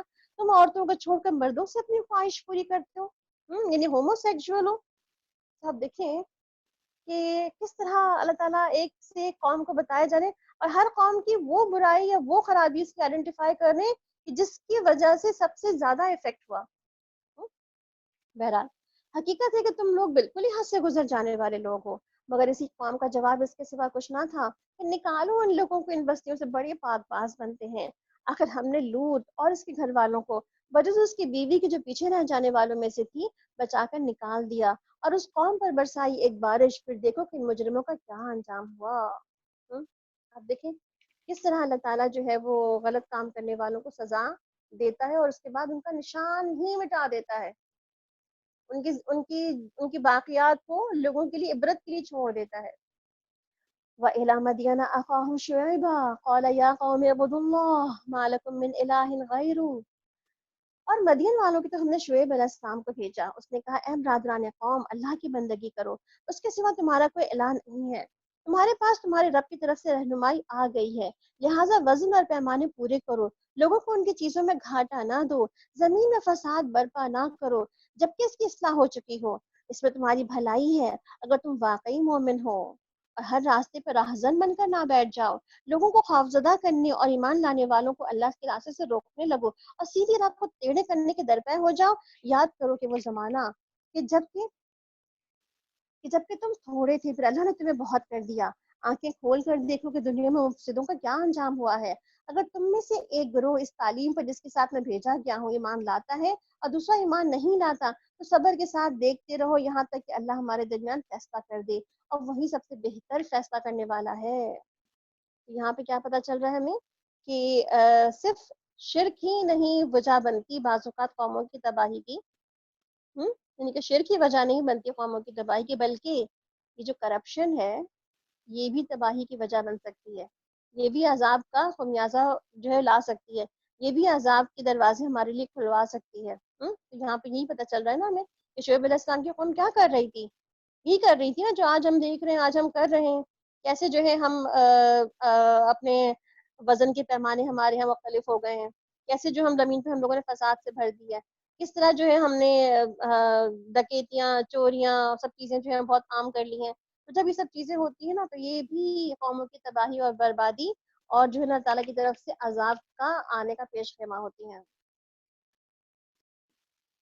یہاں سے نواں پارہ سٹارٹ ہو رہا ہے، ہم نویں پارے کی کچھ آیات تلاوت سن لیتے ہیں۔ مدیہ تیار ہے آیاتیں اگر سن سکتے ہیں ہم کچھ؟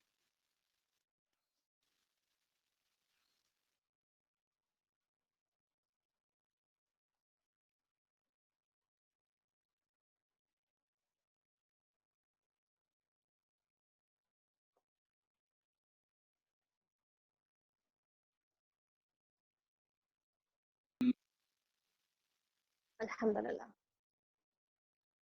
قال الملأ الذين استكبروا وقال من قومه، جزاک اللہ مدیہ۔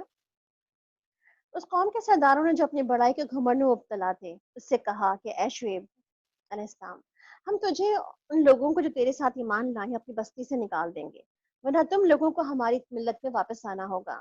شعیب علیہ السلام نے جواب دیا، کیا زبردستی ہمیں پھیرا جائے گا خواہ ہم راضی نہ ہوں؟ یعنی کہ ہم آنا نہ چاہیں تو پھر بھی تمہیں زبردستی کرو گے ہمارے ساتھ؟ ہم اللہ پر جھوٹ کرنے والے ہوں گے اگر ہم ملت پہ واپس پلٹ آئیں، جبکہ اللہ ہمیں اس سے نجات دے چکا ہے۔ ہمارے لیے تو اس کی طرف پلٹنا کسی طرح ممکن ہی نہیں، الا یہ کہ ہمارا رب ہی ایسا چاہے۔ ہمارے رب کا علم ہر چیز پر حاوی ہے اور اسی پر ہم نے اعتماد کر لیا۔ اے ہمارے رب، ہمارے اور ہماری قوم کے درمیان ٹھیک ٹھیک فیصلہ کر دے، تو بہترین فیصلہ کرنے والا ہے۔ تو آپ دیکھیں قوم کے سردار، قوم کے بڑے، ہر وقت قوم کے بڑے کچھ نہ کچھ لوگ ہوتے ہی ہیں جو عوام کو اپنے پیچھے لگا لیتے ہیں، اور عوام آنکھیں بند کر کے ان کے پیچھے چلنا شروع کر دیتی ہے۔ عوام جو اب قوم کے لیڈرز جو کہتے ہیں، عوام ان کے پیچھے آنکھیں بند کر کے اندھا دھند کام کر رہی ہوتی ہے۔ یہ دیکھے بغیر کہ قوم کا لیڈر کہاں لے جا رہا ہے، اس کو کتنی کرپشن کر چکا ہے، وہ کتنا ظلم کر رہا ہے وہ معاشرے میں لوگوں کے ساتھ، کتنا وہ خیر خواہ ہے قوم کا، ملک کا اور اپنے علاقے کا، اپنے لوگوں کا، اس کے باوجود بھی آنکھیں بند کر کے اس کے پیچھے چل رہے ہوتے ہیں۔ یہاں پر ہمیں فالوئنگ بتائی جا رہی ہے، ہم کس کو فالو کر رہے ہیں، اور فالو کرنے کے لیے ہم نے کیا آنکھیں کھول کر دیکھا ہے جس کو ہم فالو کر رہے ہیں کیا وہ اس قابل تھے کہ ان کو فالو کیا جاتا؟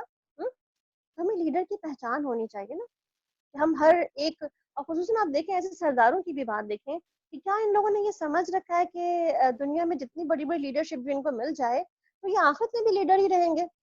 نہیں، اللہ تعالیٰ کے قریب تو لیڈرشپ کی کچھ اور خصوصیات ہیں، کچھ اور جو ہے کچھ جو اللہ تعالیٰ ان کی کریکٹرسٹکس ان کے رکھتا ہے جس کی بنا پر لیڈرز کو آخرت تک لیڈرشپ کی کوالٹی مل سکتی ہے۔ بہرحال اس کی قوم کے سرداروں نے اس کی بات ماننے سے انکار کر چکے تھے،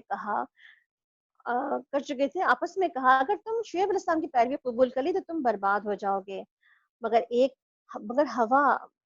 ہوا یہ کہ ایک دہلا دینے والی آفت نے ان کو آ لیا اور وہ اپنے گھروں میں اوندھے پڑے کے پڑے رہ گئے۔ جن لوگوں نے شعیب علیہ السلام کو جھٹلایا تھا وہ ایسے مٹے گویا کبھی اپنے گھروں میں بسے ہی نہ تھے۔ شعیب علیہ السلام کے جھٹلانے والے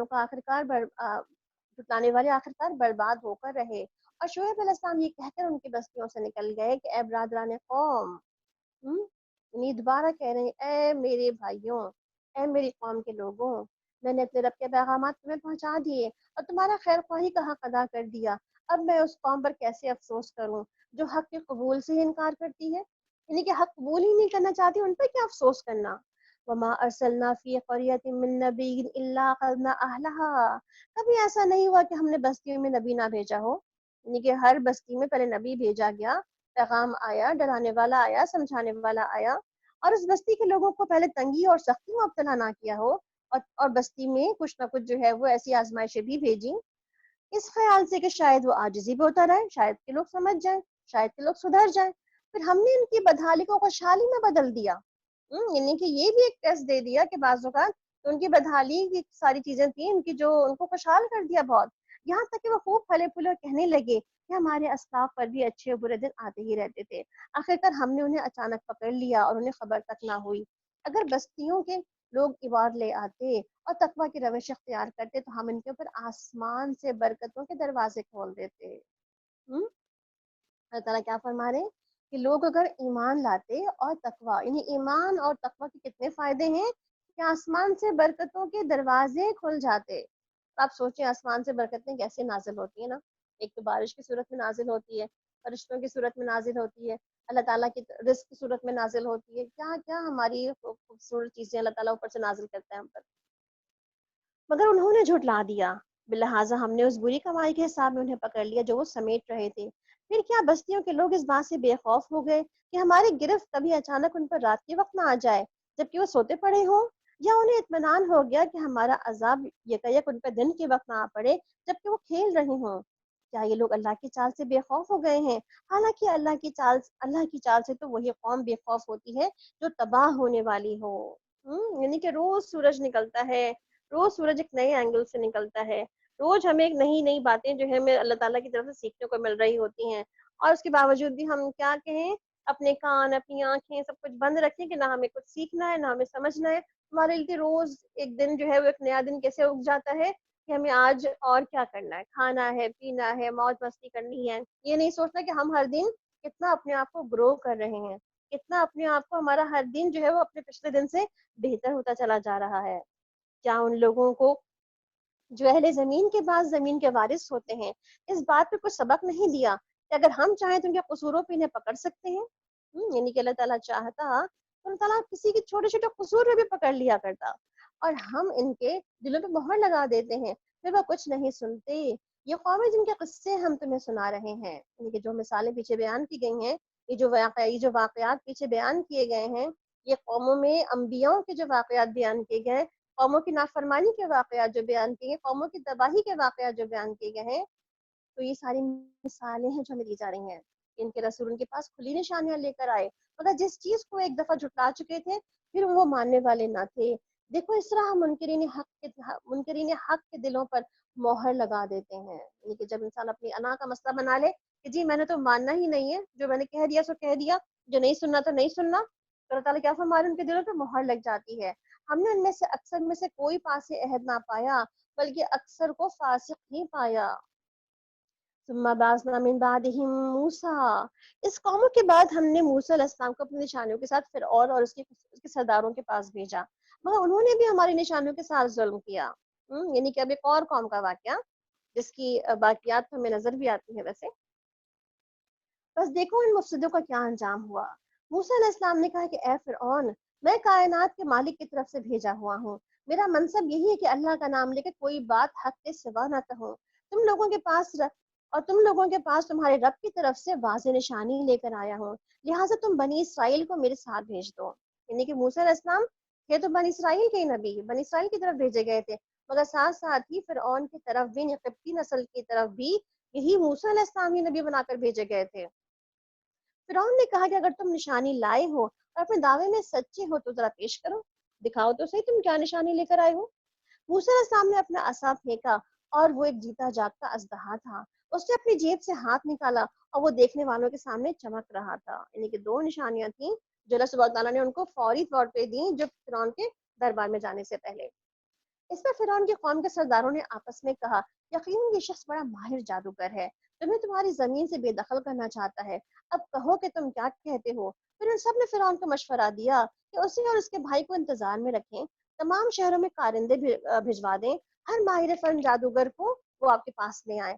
چنانچہ جادوگروں کو فرعون کے پاس لے آیا گیا۔ انہوں نے کہا کہ اب ہم غالب رہے تو کیا ہمیں صلہ تو ملے گا نا؟ یہ تمام جادوگروں نے کیا کہا کہ ٹھیک ہے ہم اپنا کام تو کریں گے مگر ہمیں ملے گا کیا اس کے بعد؟ فرعون نے کہا کہ ہاں تم مقرب ہوگے، یعنی کہ بادشاہ کی قربت مل جائے گی تمہیں۔ انہوں نے موسیٰ علیہ السلام سے کہا کہ تم پھینکتے ہو یا ہم پھینکیں، یعنی کہ پہلے تم چال چلنا چاہتے ہو یا ہم چلیں؟ موسیٰ علیہ السلام نے فرمایا کہ تم ہی پھینکو، دیکھو تو صحیح کہ تم کیا لیپ بنا کے لے کر آئے ہو۔ انہوں نے جو اپنی تمام جادو پھینکے تو نگاہوں کو مسحور اور دلوں کو خوفزدہ کر دیا اور بڑا ہی زبردست جادو بنا کر لائے تھے۔ ہم نے موسیٰ علیہ السلام کو اشارہ کیا کہ پھینک دو اپنا عصا، اس کا پھینکنا تھا کہ دیکھتے ہی دیکھتے وہ ان کے سارے جھوٹے جادو کو نگلتا چلا گیا۔ تو وہ سچ تھا نا وہ حق تھا، وہ معجزہ تھا، جادو نہیں تھا. اس طرح جو حق تھا وہ حق ثابت ہوا، اور جو کچھ انہوں نے بنا رکھا تھا وہ باطل ہو کر رہ گیا. فرعون اور اس کے ساتھی مغلوب ہو گئے، الٹے ذلیل ہو گئے. اور جادوگروں کا حال کیا ہوا؟ قالوا آمنا برب العالمین رب موسیٰ و ہارون. کہ وہ جادوگروں کا حال کیا ہو کہ وہ سجدے میں، وَأُلْقِيَ السَّحَرَةُ ساجدین، سارے کے سارے جادوگر سجدے میں گر پڑے اور کہنے لگے کہ ہم نے مان لیا رب العالمین کو، اس رب کو جسے موسیٰ اور ہارون علیہ السلام مانتے ہیں. اب دیکھیں زندگی میں ہر ایک کو کبھی نہ حق دکھائی ضرور دیتا ہے. اب جس کو دکھائی دے وہ حق، اس کے باوجود بھی وہ آنکھیں بند کر لے تو پھر وہ حق چلا جاتا ہے، پھر دوبارہ نہیں آتا. اور جو وہ حق دیکھ لے ایک دفعہ اور اس کے بعد جو ہے وہ اس کو اپنے بس کہتے ہیں نا کہ وہ جو ایک اسپارک ہوتا ہے اس کو پکڑ لے تو بس سمجھے کہ زندگی میں اس کی روشنی ہی روشنی ہے. اب اس کو بات سمجھ آ گئی ہے. تو ہمیں سے بیشتر جو لوگ جو ہیں وہ ایسے مواقع کو، ایسی لائٹس کو، ایسی روشنی کو مس کر جاتے ہیں. بہرحال یہاں پر کچھ آیات جو آ رہی ہیں جس کو ہم دیکھ رہے ہیں، تو کچھ آیات جو ہے وہ رقیہ شریعہ کہی جاتی ہیں، جس کو آپ سنتے بھی ہیں. جو ہمیں عموماً جو ہے وہ آپ جب کلاس شروع ہونے سے پہلے جو رقیہ لگی ہوئی ہوتی ہے، رقیہ شریعہ، اس میں بھی یہ والی آیت تلاوت کی جاتی ہے، جس کے اندر سورہ الاعراف کی آیت نمبر 117 ہے. نوٹ کر لیجیے آپ سب. 118 سے لے کے 122 تک کی آیتیں ہیں سورہ الاعراف کی. یعنی سورہ الاعراف کی آیت نمبر 117 سے 122 تک کی آیات ہیں.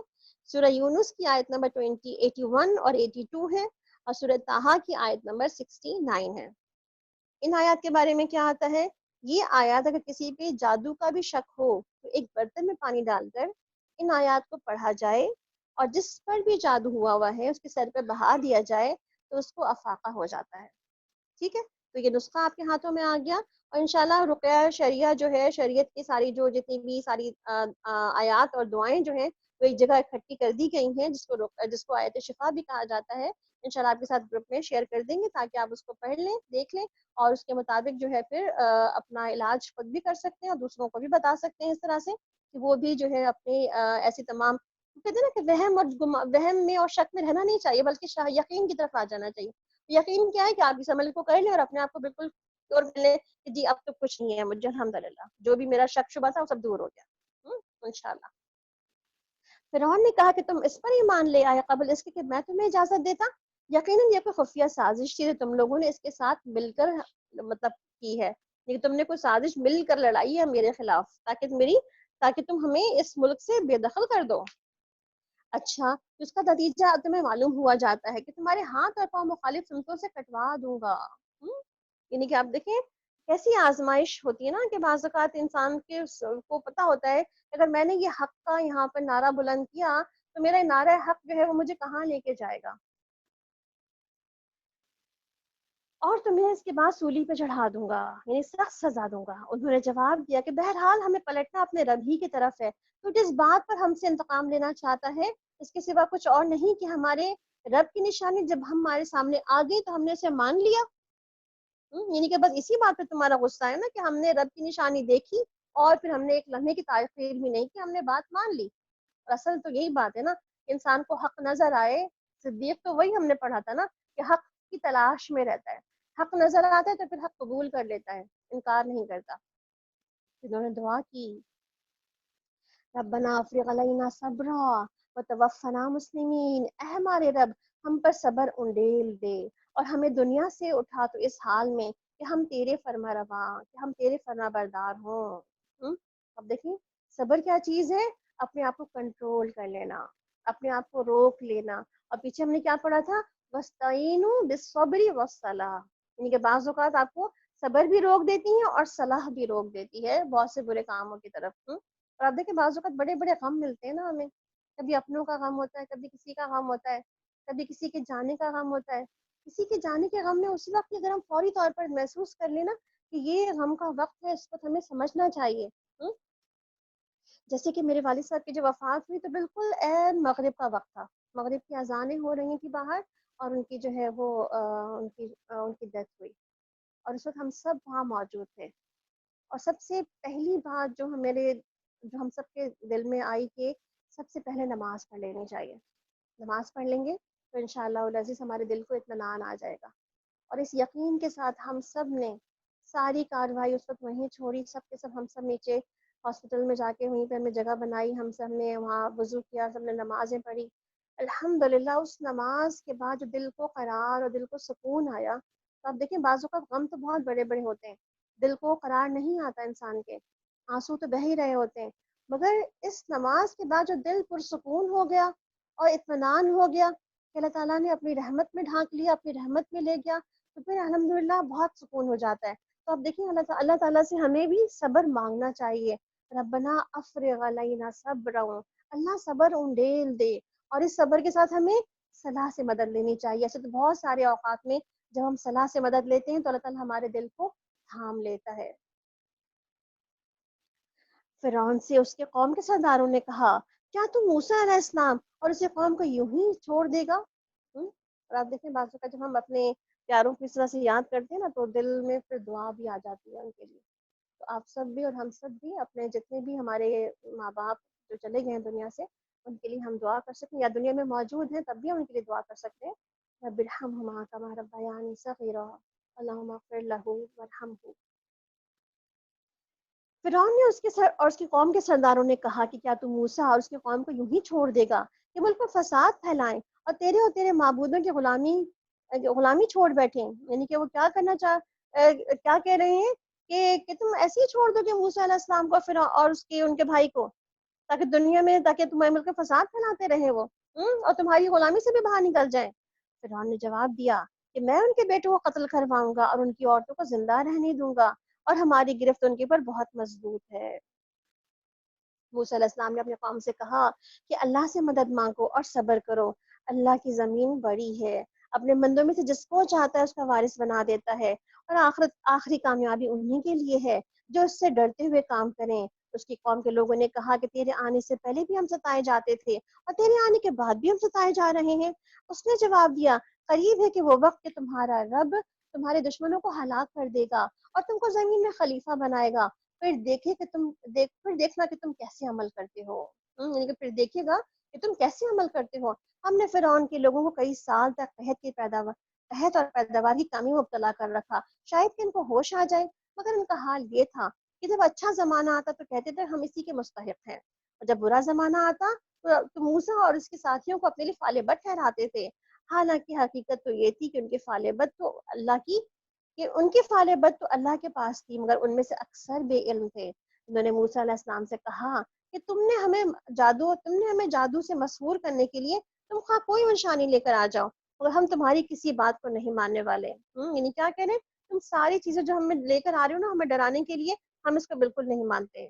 آخرکار ہم نے ان پر طوفان بھیج دیا، ٹڈی دل چھوڑے، یعنی کہ ٹڈی دل جو فصلیں کھا جاتے ہیں. ابھی آپ نے سنا ہوگا پچھلے مہینوں میں کس طرح ہماری بہت سے سندھ کے بہت سے علاقوں میں ٹڈی دل کا حملہ بھی ہوا. تو عموماً یہ بھی اللہ تعالیٰ کی طرف سے ایک عذاب بھی ہوتا ہے کہ آپ کے کھانے کی تمام چیزیں ٹڈی دل ہی کھا جائیں اور آپ کے لیے کچھ نہ بچے، ساری فصل چاٹ جاتے ہیں یہ لوگ. پھر اسی طرح سے کچھ کیڑے مکوڑے نے کہ جوئیں پھیلا دی، سرسریاں پھیلا دی، مینڈک نکالے، خون برسایا، یہ سب نشانیاں الگ الگ کر کے دکھائیں، مگر وہ سرکشی کیے چلے گئے. اور وہ بڑے ہی مجرم لوگ تھے. جب کبھی ان پہ کوئی بلا نازل ہوتی تو کہتے کہ اے موسیٰ علیہ السلام، تجھے اپنے رب کی طرف سے جو منصب حاصل ہے اس کی بنا پر ہمارے حق میں دعا کر، اگر اب تو نے ہم سے یہ ٹلوا دیا تو ہم تیری بات مان لیں گے اور تیرے ساتھ بنی اسرائیل کو تیرے ساتھ بھیج دیں گے. یعنی کہ ہر عذاب پر، ہر مصیبت کے آنے پر یہی دعا کرواتے موسیٰ علیہ السلام سے. تو آپ دیکھیں نا ہر ساری مصیبتیں ایک دم سے نہیں آ گئیں، باری باری آئی تھی، ایک ایک کر کے آئی تھی، وقفے سے آئی تھی اور بتانے کے لیے آئی تھی اب بھی مان جاؤ، اب بھی سدھر جاؤ، اب بھی وقت ہے، اب بھی مہلت ہے. یہ تو ہمارے ساتھ بھی ہو رہا ہے نا، اب بھی وقت ہے، اب بھی مہلت ہے، ابھی بھی مان جاؤ، ابھی بھی اللہ کی طرف آ جاؤ، اللہ کا دامن وسیع ہے رحمت کا. مگر جب ہم ان کے اوپر سے اپنا عذاب ایک مدت مقرر تک ہٹا دیتے تو جس کو وہ بہرحال پہنچنے والے تھے تو یکلخت تو اپنے عہد سے پھر جاتے. وہ کیا کہتے تھے، پہلے تو کہتے تھے کہ ٹھیک ہے تم یہ عذاب ہٹا دو گے تو ہم بنی اسرائیل کو تمہارے ساتھ بھیج دیں گے، اور جب وہ عذاب ہٹتا تو وہ عہد سے پھر جاتے تھے. تب ہم نے ان سے انتقام لیا اور انہیں سمندر میں غرق کر دیا، کیونکہ انہوں نے ہمارے نشانوں کو جھٹلایا تھا اور ان سے وہ غافل ہو گئے تھے. اور ان کی جگہ ہم نے ان لوگوں کو جو کمزور بنا کر رکھے گئے تھے اس سرزمین کی مشرق و مغرب کا وارث بنا دیا، جسے ہم نے برکتوں سے مالا مال کیا تھا. وتمت کلمۃ ربک الحسنی، اس طرح بنی اسرائیل کے حق میں تیرے رب کا وعدہ خیر پورا ہوا کیونکہ انہوں نے صبر سے کام لیا تھا۔ یہاں پر کیا بات پتہ چل رہی ہے ہمیں؟ کیونکہ بنی اسرائیل نے صبر سے کام لیا تھا، اسی لیے اللہ سبحانہ تعالیٰ نے ان کو وہاں سے بچا کے نکالا، ان کو جو ہے وہ انہوں نے پہچان لیا تھا رب کو۔ یہ اور بات ہے کہ ان کا دل ڈاوا ڈول ہوتا ہی رہتا تھا، کبھی موسیٰ علیہ السلام کو سمجھتے تھے کہ یہ ہماری حق میں بہتر ہے، کبھی انہیں کو سمجھتے تھے کہ تمہاری وجہ سے ساری مصیبت آئی ہے ہم پر، مگر صبر پھر بھی ان کے اندر تھا۔ تو اللہ دیکھتا ہے بندے کے اندر کوئی کوالٹی کیا ذرہ برابر بھی موجود ہے، تھوڑا بہت بھی ہم استغفار کرتے ہیں، تھوڑا بہت بھی اللہ تعالیٰ سے ہم ڈرتے ہیں، اگر ہم تھوڑا بھی ڈرتے ہیں اللہ تعالیٰ سے، تھوڑا بھی استغفار کرتے ہیں اللہ تعالیٰ کی طرف، ہم تھوڑا بھی صبر کرتے ہیں اپنی مصیبتوں پہ، مشکلات پہ، تو اللہ تعالیٰ پھر ہمیں ضرور اس میں سے نکال دیتا ہے۔ تو کیا بات ہو رہی ہے یہاں پہ کہ پیچھے واقعات ہم دیکھ رہے تھے، قوموں کو بچایا نہیں گیا، ایون فرعون کی قوم کو بھی بچایا نہیں گیا، مگر بنی اسرائیل کو بچا لیا گیا۔ کیوں؟ ان کے اندر تھوڑی بہت بھی کچھ انسانی صفات، اللہ تعالیٰ کی جو دیوی احکامات تھے، کچھ نہ کچھ صورت میں موجود تھے، اور فرعون اور اس کی قوم کا وہ سب کچھ برباد کر دیا جو کچھ وہ بناتے اور چڑھاتے تھے۔ بنی اسرائیل کو ہمیں سمندر سے گزار دیا، پھر وہ چلے اور راستے میں ایک ایسی قوم کے پاس ان کا گزر ہوا جو اپنے چند بتوں کی بہت ہی پوجا میں لگی ہوئی تھی۔ کہنے لگے اے موسیٰ علیہ السلام، ہمارے لیے بھی کوئی ایسا معبود بنا دیں جیسا کہ ان لوگوں کا معبود ہے۔ یہ کیوں کہہ رہے تھے؟ آپ دیکھیں، جو قومیں نا صدیوں جو ہے وہ کبھی غلامی کی کیفیت میں رہتی ہیں، خصوصاً ایسے لوگوں کی غلامی کی کیفیت کہ جہاں پر مشرک شرک ہو، تو ایسے لوگوں کے منہ سے یہ باتیں نکلنا کوئی بہت ہی انوکھی بات نہیں ہے، کیونکہ انہوں نے ساری زندگی دیکھی یہ چیزیں تھیں کہ کس طرح پوجا پاٹ ہوتی ہے، کیسے جو ہے وہ چیزوں کو بنا بنا کے ان کی پرستش کی جاتی ہے۔ تو انہوں نے بھی کہہ دیا کہ ہمیں بھی کوئی ایسا بنا دو، ہمارا رب ہمیں دکھتا تو ہے نہیں، تو کم از کم ہمارے لیے ایسا کوئی معبود ہی بنا دو۔ موسیٰ علیہ السلام نے کہا کہ تم لوگ بڑی نادانی کی بات کرتے ہو، یہ لوگ جس طریقے کی پیروی کر رہے ہو تو برباد ہونے والا ہے، اور جو عمل وہ کر رہے ہیں وہ سراسر باطل ہے، سراسر غلط ہے۔ بیسیکلی تقویٰ کیا ہے؟ ہمارے اندر سے شرک کا خاتمہ ہے، شرک کی رمق کا بھی خاتمہ کیا جا رہا ہے اسی طرح سے۔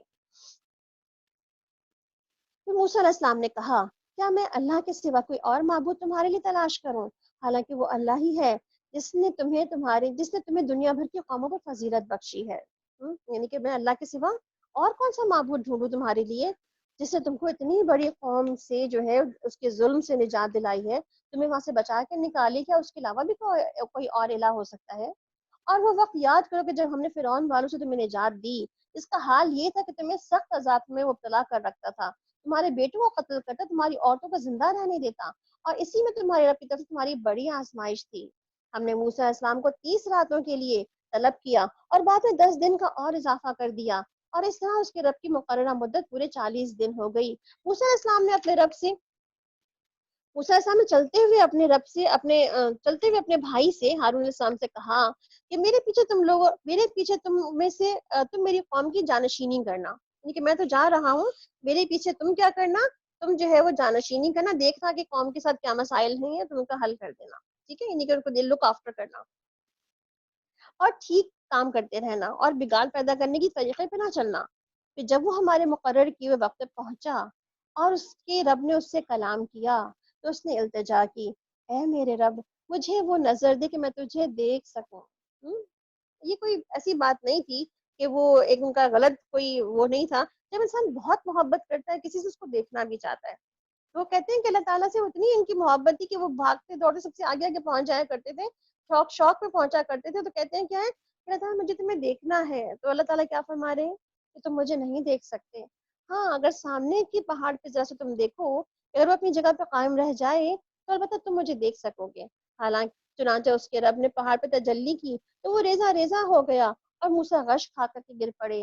جب ہوش آیا تو بولے کہ پاک ہے تیری ذات، میں تیری حضور توبہ کرتا ہوں، میں تیرے حضور توبہ کرتا ہوں اور سب سے پہلا ایمان لانے والا میں ہوں۔ فرمایا کہ اے موسیٰ علیہ السلام، میں نے تمہیں تمام لوگوں پر ترجیح دے کر منتخب کیا ہے کہ میری پیغمبری کے لیے، یعنی کہ اللہ تعالیٰ نے کیا فرمایا کہ میں نے تمہیں تمام لوگوں میں اپنی پیغمبری کے لیے منتخب کیا ہے اور مجھ سے ہم کلام ہو، یعنی کہ سب سے کلام نہیں کیا اللہ سبحانہ تعالیٰ نے، موسیٰ علیہ السلام کو آنر بخشا کہ ان سے کلام کیا۔ تو اب دیکھیں یہاں پہ کچھ باتیں پتہ چل رہی ہیں ہمیں، وہ کیا ہے کہ اللہ سبحانہ تعالیٰ نے یہاں موسیٰ علیہ السلام کو جو ہے وہ اتنے سارے جو ہے وہ کہتے ہیں نا کہ ان کو کچھ ان کا رینک ایلیویٹ کیا، کہ ان سے خطاب بھی کیا، ان کو اوپر بھی بلایا، ان کو جو ہے بہت ہی یکسوئی کے ساتھ علم بھی دیا، یعنی کہ 40 ڈیز کے لیے باقاعدہ ملاقات کی. تو آپ دیکھیں جس وقت ہم بہت ہی کچھ سیکھنا چاہتے ہیں نا، کچھ جاننا چاہتے ہیں، کچھ پڑھنا چاہتے ہیں، اس کے لیے ہمیں بہت یکسوئی چاہیے ہوتی ہے، بہت سکون اور کام جو نا کہتے ہیں بہت کامنس چاہیے ہوتی ہے. تو علم حاصل کرنے کے لیے یکسوئی بہت ضروری ہے. صحابہ کرام کی مثال کو لے لیجئے، کیسے وہ علم حاصل کیا کرتے تھے. یعنی کہ اور آپ دیکھیں نا کہ وہ پہاڑ پہ جو بلایا گیا، اس کا مطلب ہے کہ پہاڑ پہ کتنی خاموشی اور کتنا سکون اور کتنی جو یکسوئی ہوتی ہے کہ جس وقت کوئی انسان کو ڈسٹریکشن نہیں ہوتی. اور ایون اسے آپ دیکھیں کہ آپ صلی اللہ علیہ وسلم نے بھی اپنی غور و فکر کے لیے، اپنی یکسوئی کے لیے انہوں نے بھی پہاڑ منتخب کیا تھا. وہ بھی غار حرا میں جا کے وہاں بیٹھا کرتے تھے. علم حاصل کرنے کے لیے ہمیں سکوت چاہیے ہوتا ہے، خاموشی چاہیے ہوتی ہے، تبھی بات جو ہے نا دل کے اندر اثر کرتی ہے اور دماغ اس کو قبول بھی کرتا ہے. موسیٰ علیہ السلام کو پہاڑ پہ غور و فکر کے لیے بلایا گیا تھا. تو یہاں پہ اللہ تعالیٰ کیا فرما رہے ہیں کہ جب وہ پہاڑ پہ بلائے گئے تو کس طرح انہوں نے اللہ تعالیٰ سے اپنی ایک خواہش کا اظہار بھی کر دیا، اور فوراً ہی کیا کہا کہ بس جو کچھ میں تجھے دوں اس سے لے اور شکر بجا لا. یعنی کہ جو مل رہا ہے، جو کتاب تمہیں ملی ہے، جو تمہیں احکامات ملے ہیں، اس کو لو اور تم شکر بجا لاؤ. اس کے بعد ہم نے موسیٰ علیہ السلام کو ہر شعبہ زندگی سے متعلق نصیحت اور تفصیلی ہدایت تختیوں پر لکھ کر دی، اور اس نے کہا اور اس سے کہا ان ہدایات کو مضبوط ہاتھوں سے تھام لو اور اپنی قوم کو حکم دو کہ اس کے بہتر مفہوم کی پیروی کریں. عنقریب تمہیں فاسقوں کے گھر دکھا دیں گے. میں اپنی نشانیوں سے ان لوگوں کی نگاہیں پھیر دوں گا جو بغیر کسی حق کے زمین میں بڑے بنتے ہیں. ہاں وہ نشانی دیکھ لیں کبھی اس پر ایمان نہ لائیں گے. اگر سیدھا راستہ ان کے سامنے آ جائے تو اسے اختیار نہ کریں گے، اور اگر ٹیڑھا راستہ نظر آئے تو اس پہ چل پڑیں گے. اس لیے انہوں نے ہماری نشانیوں کو جھٹلایا اور اس سے بے پرواہی کرتے گئے. ہماری نشانیوں کو جس نے جھٹلایا اور آخرت کی پیشی کا انکار کیا، اس کے سارے اعمال ضائع ہو گئے. کیا لوگ اس کے سوا کچھ اور بھی جزا پا سکتے ہیں کہ جیسا کریں ویسا بھریں. اور موسیٰ علیہ السلام کے پیچھے ان کی قوم کے لوگوں نے اپنے زیورات سے ایک بچڑے کا پتلا بنا لیا جس میں سے بیل کی سی آواز نکلتی تھی. کیا انہیں نظر نہ آتا تھا کہ وہ ان سے بولتا نہیں، یعنی کوئی باتیں نہیں کرتا ان سے، نہ کسی معاملے میں ان کی رہنمائی کرتا ہے. پھر بھی انہوں نے اسے معبود بنا لیا اور وہ سخت ظالم تھے. پھر جب ان کے فریب پردگی کا طلسم ٹوٹ گیا تو انہوں نے دیکھ لیا کہ وہ سارے گمراہ ہو گئے. تو کہنے لگے اے ہمارے رب ہم پر رحم فرما. کیا کہا انہوں نے کہ اللہ تو ہم پر رحم فرما، ہم پر مغفرت کر، اگر تو نے ایسا نہ کیا تو ہم برباد ہو جائیں گے. ادھر موسیٰ علیہ السلام سخت غصے اور رنج میں بھرے ہوئے اپنی قوم کی طرف پلٹے اور آتے ہی اس نے کہا کہ بہت بری جانشینی کی تم لوگوں نے میرے بعد. کیا تم سے اتنا صبر نہ ہوا کہ اپنے رب کا حکم کا انتظار کر لیتے؟ تختیاں پھینک دی اور اپنے بھائی ہارون کے سر کے بالوں کو پکڑ کر کھینچا. ہارون علیہ السلام نے کہا کہ اے میری ماں کے بیٹے، ان لوگوں نے مجھے دبا لیا اور قریب تھا کہ مجھے مار ڈالتے. بس دشمنوں کو مجھ پر ہنسنے کا موقع نہ دے اور ظالم گروہ کے ساتھ مجھے شامل نہ کر. تو آپ دیکھیں نا یہاں پر موسیٰ علیہ السلام کی جلد بازی بھی نظر آ رہی کہ جلدی وہ آئے. اب پتہ چلا اپنی قوم کے بارے میں قوم نے کیا کیا ہے، اور جلدی آ کر کے انہوں نے فوری طور پہ اپنے بھائی کا سر پکڑ لیا اور سب کچھ. تو اب دیکھیں بعض اوقات بہت سے کام جو ہے نا ہم کچھ نیکی کام بھی بہت جلدی کرنا چاہتے ہیں. تو بات دیکھیں جلد بازی چاہے نیک کام کی ہی ہو، بعض اوقات وہ بھی فتنے میں مبتلا کر دیتی ہے نا انسان کو. تو اجل جو ہے بعض اوقات کسی بھی چیز کی طرف لے جائے ہمیں وہ قابل مذمت ہی ہوتا ہے. ہاں مگر یہ نہیں ہے جیسے اذان کا وقت داخل ہو جائے اور پھر ہم نماز نہ پڑھیں تو یہ تو اجل نہیں ہے. ہم اگر اذان کا وقت داخل ہی نہ ہو، اذان ہی نہ ہو، اور اس کے علاوہ ہم اس سے وقت سے پہلے نماز شروع کر دیں تو یہ بھی اجل ہے، یہ بھی پسندیدہ نہیں ہے. تو تحمل مزاجی اللہ کی طرف سے اور جلد بازی شیطان کی طرف سے. اس لیے جلد بازی نہیں کرنی، ہمیں کسی نیک کام میں بھی جلد بازی نہیں کرنی. نماز کو اس کے اول وقت ادا کرنا تو افضل عمل، مگر نماز کو وقت سے پہلے ہی پڑھ لینا یہ افضل عمل نہیں ہے. ہم جیسے آج جمعہ ہے الحمدللہ، جمعے کے دن مسجد میں جانا کتنی بڑی فضیلت ہے اس کی. تو اب دیکھیں آج تو الحمدللہ ہماری مسجدیں بند ہیں. اللہ تعالیٰ خیر و عافیت سے ہماری مسجدوں کے دروازے ہمارے لیے کھولے کہ ہمارے گھروں میں خیر و برکتیں آئیں اس سے. مگر اسی جمعے کے دن میں آپ دیکھیں اس میں پہلے پہنچنے والوں کے لیے کتنی برکتیں ہیں. آپ نے کیا فرمایا کہ پہلی گھڑی میں جو داخل ہو گیا وہ اونٹ کی قربانی کرتا ہے، تو دوسری گھڑی میں داخل ہوتا ہے وہ گائے کی قربانی کرتا ہے، تو تیسری گھڑی میں داخل ہوتا ہے وہ سینگ والا دمبا قربان کرتا ہے، اور جو چوتھی گھڑی میں داخل ہوتا ہے وہ مرغی قربان کرتا ہے، اور جو پانچویں گھڑی میں داخل ہوتا ہے وہ انڈے کا ثواب پاتا ہے. اس کا مطلب ہے کہ جو پہلے آئے گا اس کو پہلے زیادہ ملے گا اور اچھا ملے گا اور بہتر ملے گا. اس کا مطلب ہے جلدی کرنی چاہیے ہمیں کہیں نہ کہیں، مگر بہت سے معاملات میں جلدی نہیں بھی کرنی چاہیے ہمیں. قال رب اغفر لي ولأخي وادخلنا في رحمتك وانت ارحم الراحمین. تب موسیٰ علیہ السلام نے کہا کہ اے میرے رب، مجھے اور میرے بھائی کو معاف کر اور ہمیں اپنی رحمت میں داخل فرما، تو سب سے بڑھ کر رحیم ہے. جن لوگوں نے بچڑے کو معبود بنایا وہ ضرور اپنے رب کے غضب میں گرفتار ہو کر رہیں گے، دنیا کی زندگی میں ذلیل ہوں گے. جھوٹ گڑھنے والوں کو ہم ایسی ہی سزا دیتے ہیں. جو لوگ برے عمل کریں اور پھر توبہ کر لیں اور ایمان لے آئیں تو یقیناً اس توبہ اور ایمان کے بعد تیرا رب درگزر فرمانے والا اور رحم کرنے والا ہے. جب موسیٰ علیہ السلام کا غصہ ٹھنڈا ہوا، اس نے وہ تختیاں اٹھا لی جس کی تحریر میں ہدایت درج تھی اور رحمت تھی ان لوگوں کے لیے جو اپنے رب سے ڈرتے ہیں. اس نے اپنے قوم کے 70 آدمیوں کو منتخب کیا تاکہ وہ ہمارے مقرر کیے وقت پر حاضر ہوں. جب ان لوگوں کو ایک سخت زلزلے نے آ پکڑا تو موسیٰ علیہ السلام نے عرض کیا کہ اے ہمارے رب، آپ چاہتے تو پہلے ہی ان کو اور مجھے ہلاک کر سکتے تھے. کیا آپ اس قصور میں جو ہمیں سے چند نادانوں نے کیا تھا ہم سب کو ہلاک کر دیں گے؟ یعنی کہ بعض اوقات فتنہ جو چند لوگ کرتے ہیں بہت زیادہ لوگوں کی تباہی کا ہلاکت کا موجب بن جاتا ہے. یہ تو آپ کی ڈالی ہوئی ایک آزمائش تھی، اس کے ذریعے سے آپ جسے چاہتے ہیں گمراہی میں مبتلا کر دیتے ہیں اور جسے چاہتے ہیں ہدایت بخش دیتے ہیں. ہمارے سرپرست تو آپ ہی ہیں. انت ولینا فاغفر لنا وارحمنا وانت خیر الغافرین. بس ہمیں معاف کر دیجئے، ہم پر رحم فرمائیے، اور آپ سے بڑھ کر رحم فرمانے والا کوئی نہیں. اور ہمارے لیے اس دنیا کی بھلائی بھی لکھ دیجئے اور آخرت کی بھی، اور ہم نے آپ کی طرف رجوع کر لیا. جواب میں ارشاد ہوا کہ سزا تو میں جسے چاہتا ہوں دیتا ہوں، مگر میری رحمت ہر چیز پر چھائی ہوئی ہے، اور اسے میں ان لوگوں کے حق میں بھی لکھوں گا جو نافرمانی سے پرہیز کریں گے، زکوٰۃ ادا کریں گے اور میری آیات پر ایمان لائیں گے. الذین یتبعون الرسول النبی الامی. اور جو اس پیغمبر یعنی کہ نبی کریم صلی اللہ علیہ وسلم پر جو کہ امی رسول تھے، ان کی پیروی کا اختیار کریں گے، جس کا ذکر انہیں اپنے ہاں تورات اور انجیل میں لکھا ہوا ملتا ہے، وہ انہیں نیک کام کا حکم دیتا ہے اور بدی سے روکتا ہے، ان کے لیے پاک چیزیں حلال اور ناپاک چیزیں حرام کرتا ہے، ان پر سے وہ بوجھ اتارتا ہے جو ان پر لدے ہوئے تھے، وہ بندشیں کھولتا جس میں وہ جکڑے ہوئے تھے. یہاں پر نبی امی صلی اللہ علیہ وسلم کی بات ہو رہی ہے. اور نبی امی ان کو کیوں کہا گیا؟ کہ آپ نبی امی، یہی آپ صلی اللہ علیہ وسلم کی نبوت کی دلیل بھی ہے. کیونکہ آپ صلی اللہ علیہ وسلم جو تھے انہوں نے کہیں سے کوئی پڑھنا لکھنا سیکھا نہیں تھا، اور قرآن جو ہے اتنا بڑا قرآن، اتنی بڑی کتاب آپ صلی اللہ علیہ وسلم پہ ریویلڈ کر دی گئی.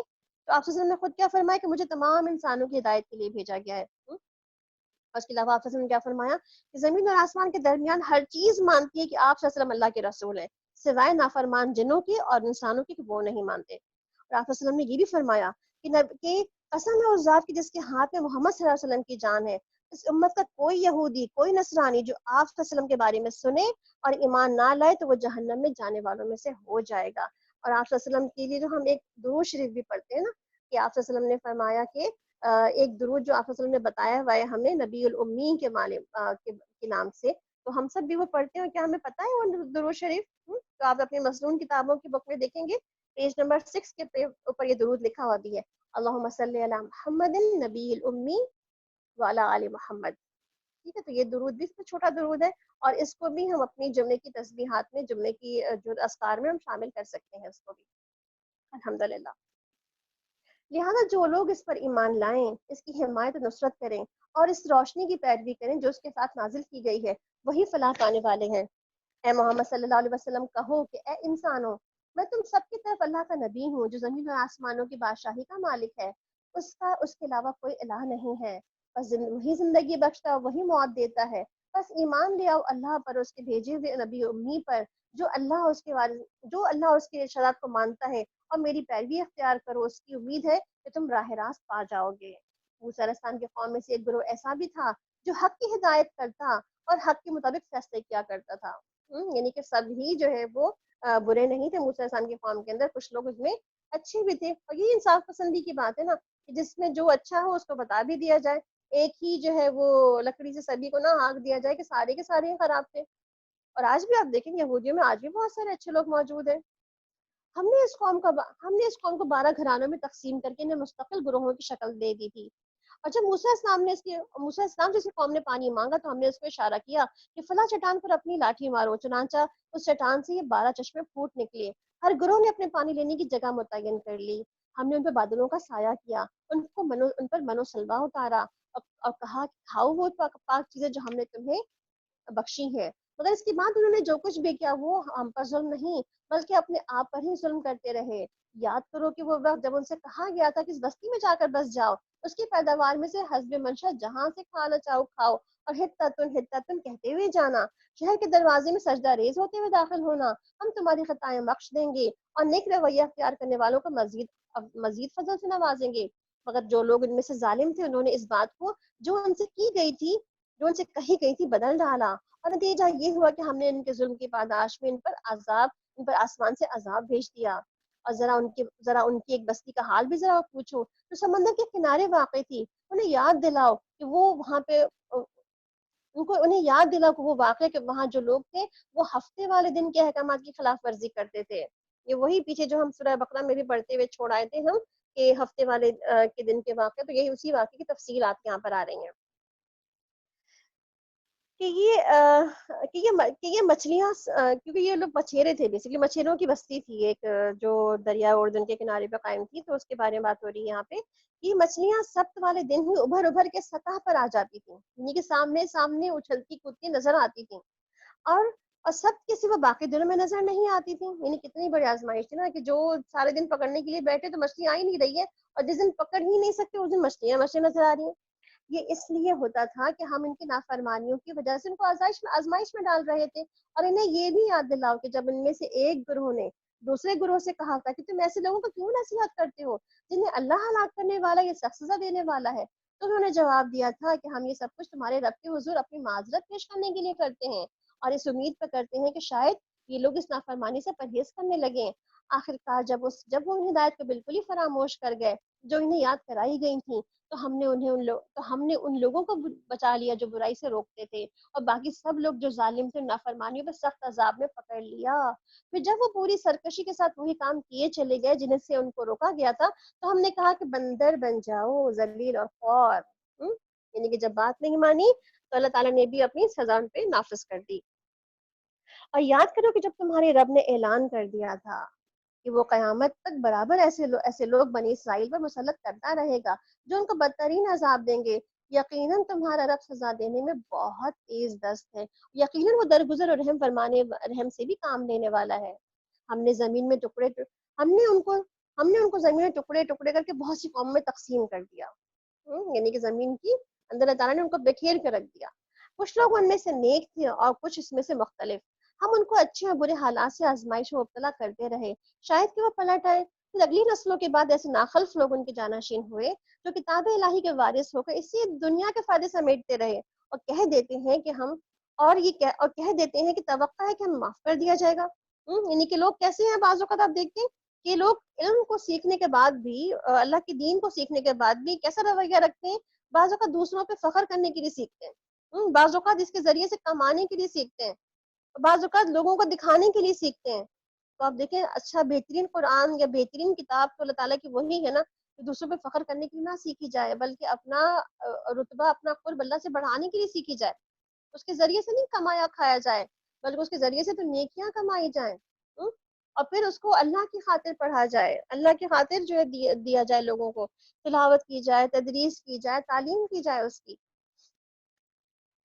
پھر اگر وہی متاع دنیا پھر سامنے آ جاتی تو پھر لپک کر اسے لے لیتے ہیں، اور ان سے کتاب کا عہد نہیں لیا جا چکا، یعنی کیا ان سے کتاب کا عہد نہیں لیا گیا تھا؟ اللہ کے نام پر وہی بات کہیں جو حق ہو، اور یہ خود پڑھ چکے ہیں جو کتاب میں لکھا ہوا ہے، یعنی خود پڑھ لکھنے کے باوجود بھی دنیا میں خود ساختہ رسومات اور بدعات جو ہے پھیلائے ہوئے ہیں۔ آخرت کے قیام گاہ تو متقی لوگوں کے لیے ہی بہتر ہے، کیا تم اتنی سی بات نہیں سمجھتے؟ جو لوگ کتاب کی پابندی کرتے ہیں، جنہوں نے نماز قائم کر رکھی ہے، یقیناً ایسے نیک کردار لوگوں کا اجر ہم ضائع نہیں کریں گے۔ انہیں وہ وقت بھی کچھ یاد ہے کہ جب ہم نے پہاڑ کو ہلا کر ان کے اوپر اٹھا دیا تھا، گویا وہ چھتری کی طرح تھا، اور یہ گمان کر رہے تھے کہ وہ ان پہ گر پڑے گا، اور اس وقت ہم نے ان سے کہا تھا کہ جو کتاب ہم تمہیں دے رہے ہیں اسے مضبوطی کے ساتھ تھام لو، اور جو کچھ اس میں لکھا ہے اسے یاد رکھو، توقع ہے کہ تم غلط روی سے بچ جاؤ گے۔ یعنی کہ یہاں پہ کیا پتہ چلتا ہے کہ اللہ سبحانہ تعالیٰ یہاں پر ان کو ایک ایسی تنبیہ بھی اللہ تعالیٰ نے دے دی کہ دیکھو تو صحیح کہ تم بس اوپر، تمہارے سر کے اوپر پہاڑ لٹکا پڑا ہے، تم پر گرا ہی چاہتا ہے۔ اے نبی صلی اللہ علیہ وسلم ان کو یاد دلاؤ وہ وقت جب اللہ نے بنی آدم کو پشتوں سے نکال کر ان کی نسل کو نکالا تھا، اور انہیں خود ان کے پر گواہ بناتے ہوئے پوچھا تھا کیا میں تمہارا رب نہیں ہوں؟ انہوں نے کہا تھا ضرور آپ ہی ہمارے رب ہیں، اور اس پر ہم گواہی دیتے ہیں، اور اس لیے کیا تھا کہیں تم قیامت کے روز یہ نہ کہہ دو کہ ہم تو بے خبر تھے، یا یہ نہ کہنے لگو کہ شرک کی طرح تو ہمارے باپ دادا نے ہی پہلے سے کی تھی اور ہم بعد کو ان کی نسل سے پیدا ہوئے تھے، پھر کیا آپ ہمیں ان قصوروں میں پکڑتے ہیں جو غلط کار لوگوں نے کیا تھا؟ دیکھو اس طرح ہم اپنی نشانیاں کھول کھول کر بیان کرتے ہیں، شاید کہ یہ لوگ پلٹ آئیں۔ اللہ تعالیٰ کیا فرما رہے ہیں یہاں پہ کہ لوگ شاید کی بات مان جائیں، شاید کہ لوگ پلٹ جائیں، اس لیے یہ باتیں کھول کھول کے بیان کی جاتی ہیں۔ یہاں پر وعدہ الست کی بات ہو رہی ہے، یعنی کہ اللہ تعالیٰ نے ایک عہد لیا تھا ہم سب سے۔ اللہ تعالیٰ نے آدم علیہ السلام کی پیدائش کے فوراً بعد ہی ان کی ضروریت پوری، ان کی نسل جتنی بھی دنیا میں آنے والی سب کو ان کی پشت سے نکال لیا تھا، اور دنیا میں اور بکھیر لیا تھا ان کو وہیں پر ہی، اور پھر ان سے عہد لیا گیا۔ تو کیا عہد تھا وہ؟ الستو بربکم، کیا میں تمہارا رب نہیں ہوں؟ سب نے کیا کہا تھا؟ اللہ تعالیٰ آپ ہی ہمارے رب ہیں، آپ کے علاوہ کوئی اور ہمارا رب نہیں ہے۔ اب دیکھیں یہ ہم نے جو کہ ہمیں یہ عہد کوئی یاد نہیں ہے بالکل بھی، ہے نا، ہم سب بھولے ہوئے ہیں اس عہد کو، کیونکہ یہ ہمارے سب کانشیس مائنڈ کے اندر یہ عہد موجود ہے۔ کیونکہ آپ دیکھیں نا ہمارے دو مائنڈ ہوتے ہیں نا، ایک کانشیس مائنڈ اور ایک سب کانشیس مائنڈ ہے۔ ہمارا یہ سب کانشیس مائنڈ کے اندر یہ عہد موجود ہے، اور جیسے اللہ تعالیٰ ہمیں یاد دلانا چاہے گا اس کو، یہ ایز اٹ از ہمارے کانشیس مائنڈ میں ایسے آ جائے گا کہ ہم اس کو کبھی بھولے ہی نہ تھے، ہمیں ایسے یاد آ جائے گا۔ تو بعض اوقات کیا ہوتا ہے کہ اللہ تعالیٰ ہمارے سب کانشیس مائنڈ کو ایسے پروگرام کر کے ہمیں انہوں نے دے رکھا ہے کہ بعض اوقات ہم رب کی تلاش میں لگے رہتے ہیں۔ جن کے پاس علم نہیں ہے، جن کے پاس قرآن نہیں، جن کے پاس اسلام نہیں ہے، تو وہ اسلام کو اور رب کو اور قرآن کو پہچاننے اور تلاش کرنے میں لگے رہتے ہیں۔ ان کو لگا تھا کچھ پورشن ہے جو مسنگ ہے، کوئی جگسا پزل کا کوئی پارٹ ہے جو مسنگ ہے، اس مسنگ کو ڈھونڈتے رہتے ہیں۔ اس لیے تو اللہ تعالیٰ کیا فرماتے ہیں، ہر انسان فطرت سے پیدا ہوتا ہے، اور فطرت اللہ تعالیٰ نے ہمارے اندر یہ خیر رکھ دی گئی ہے کہ ہم اللہ کو تلاش کریں۔ ہم انبیاء بھی بعض اوقات کیوں بھیجے گئے بار بار؟ تاکہ ہم اپنی فطرت کو یاد رکھیں،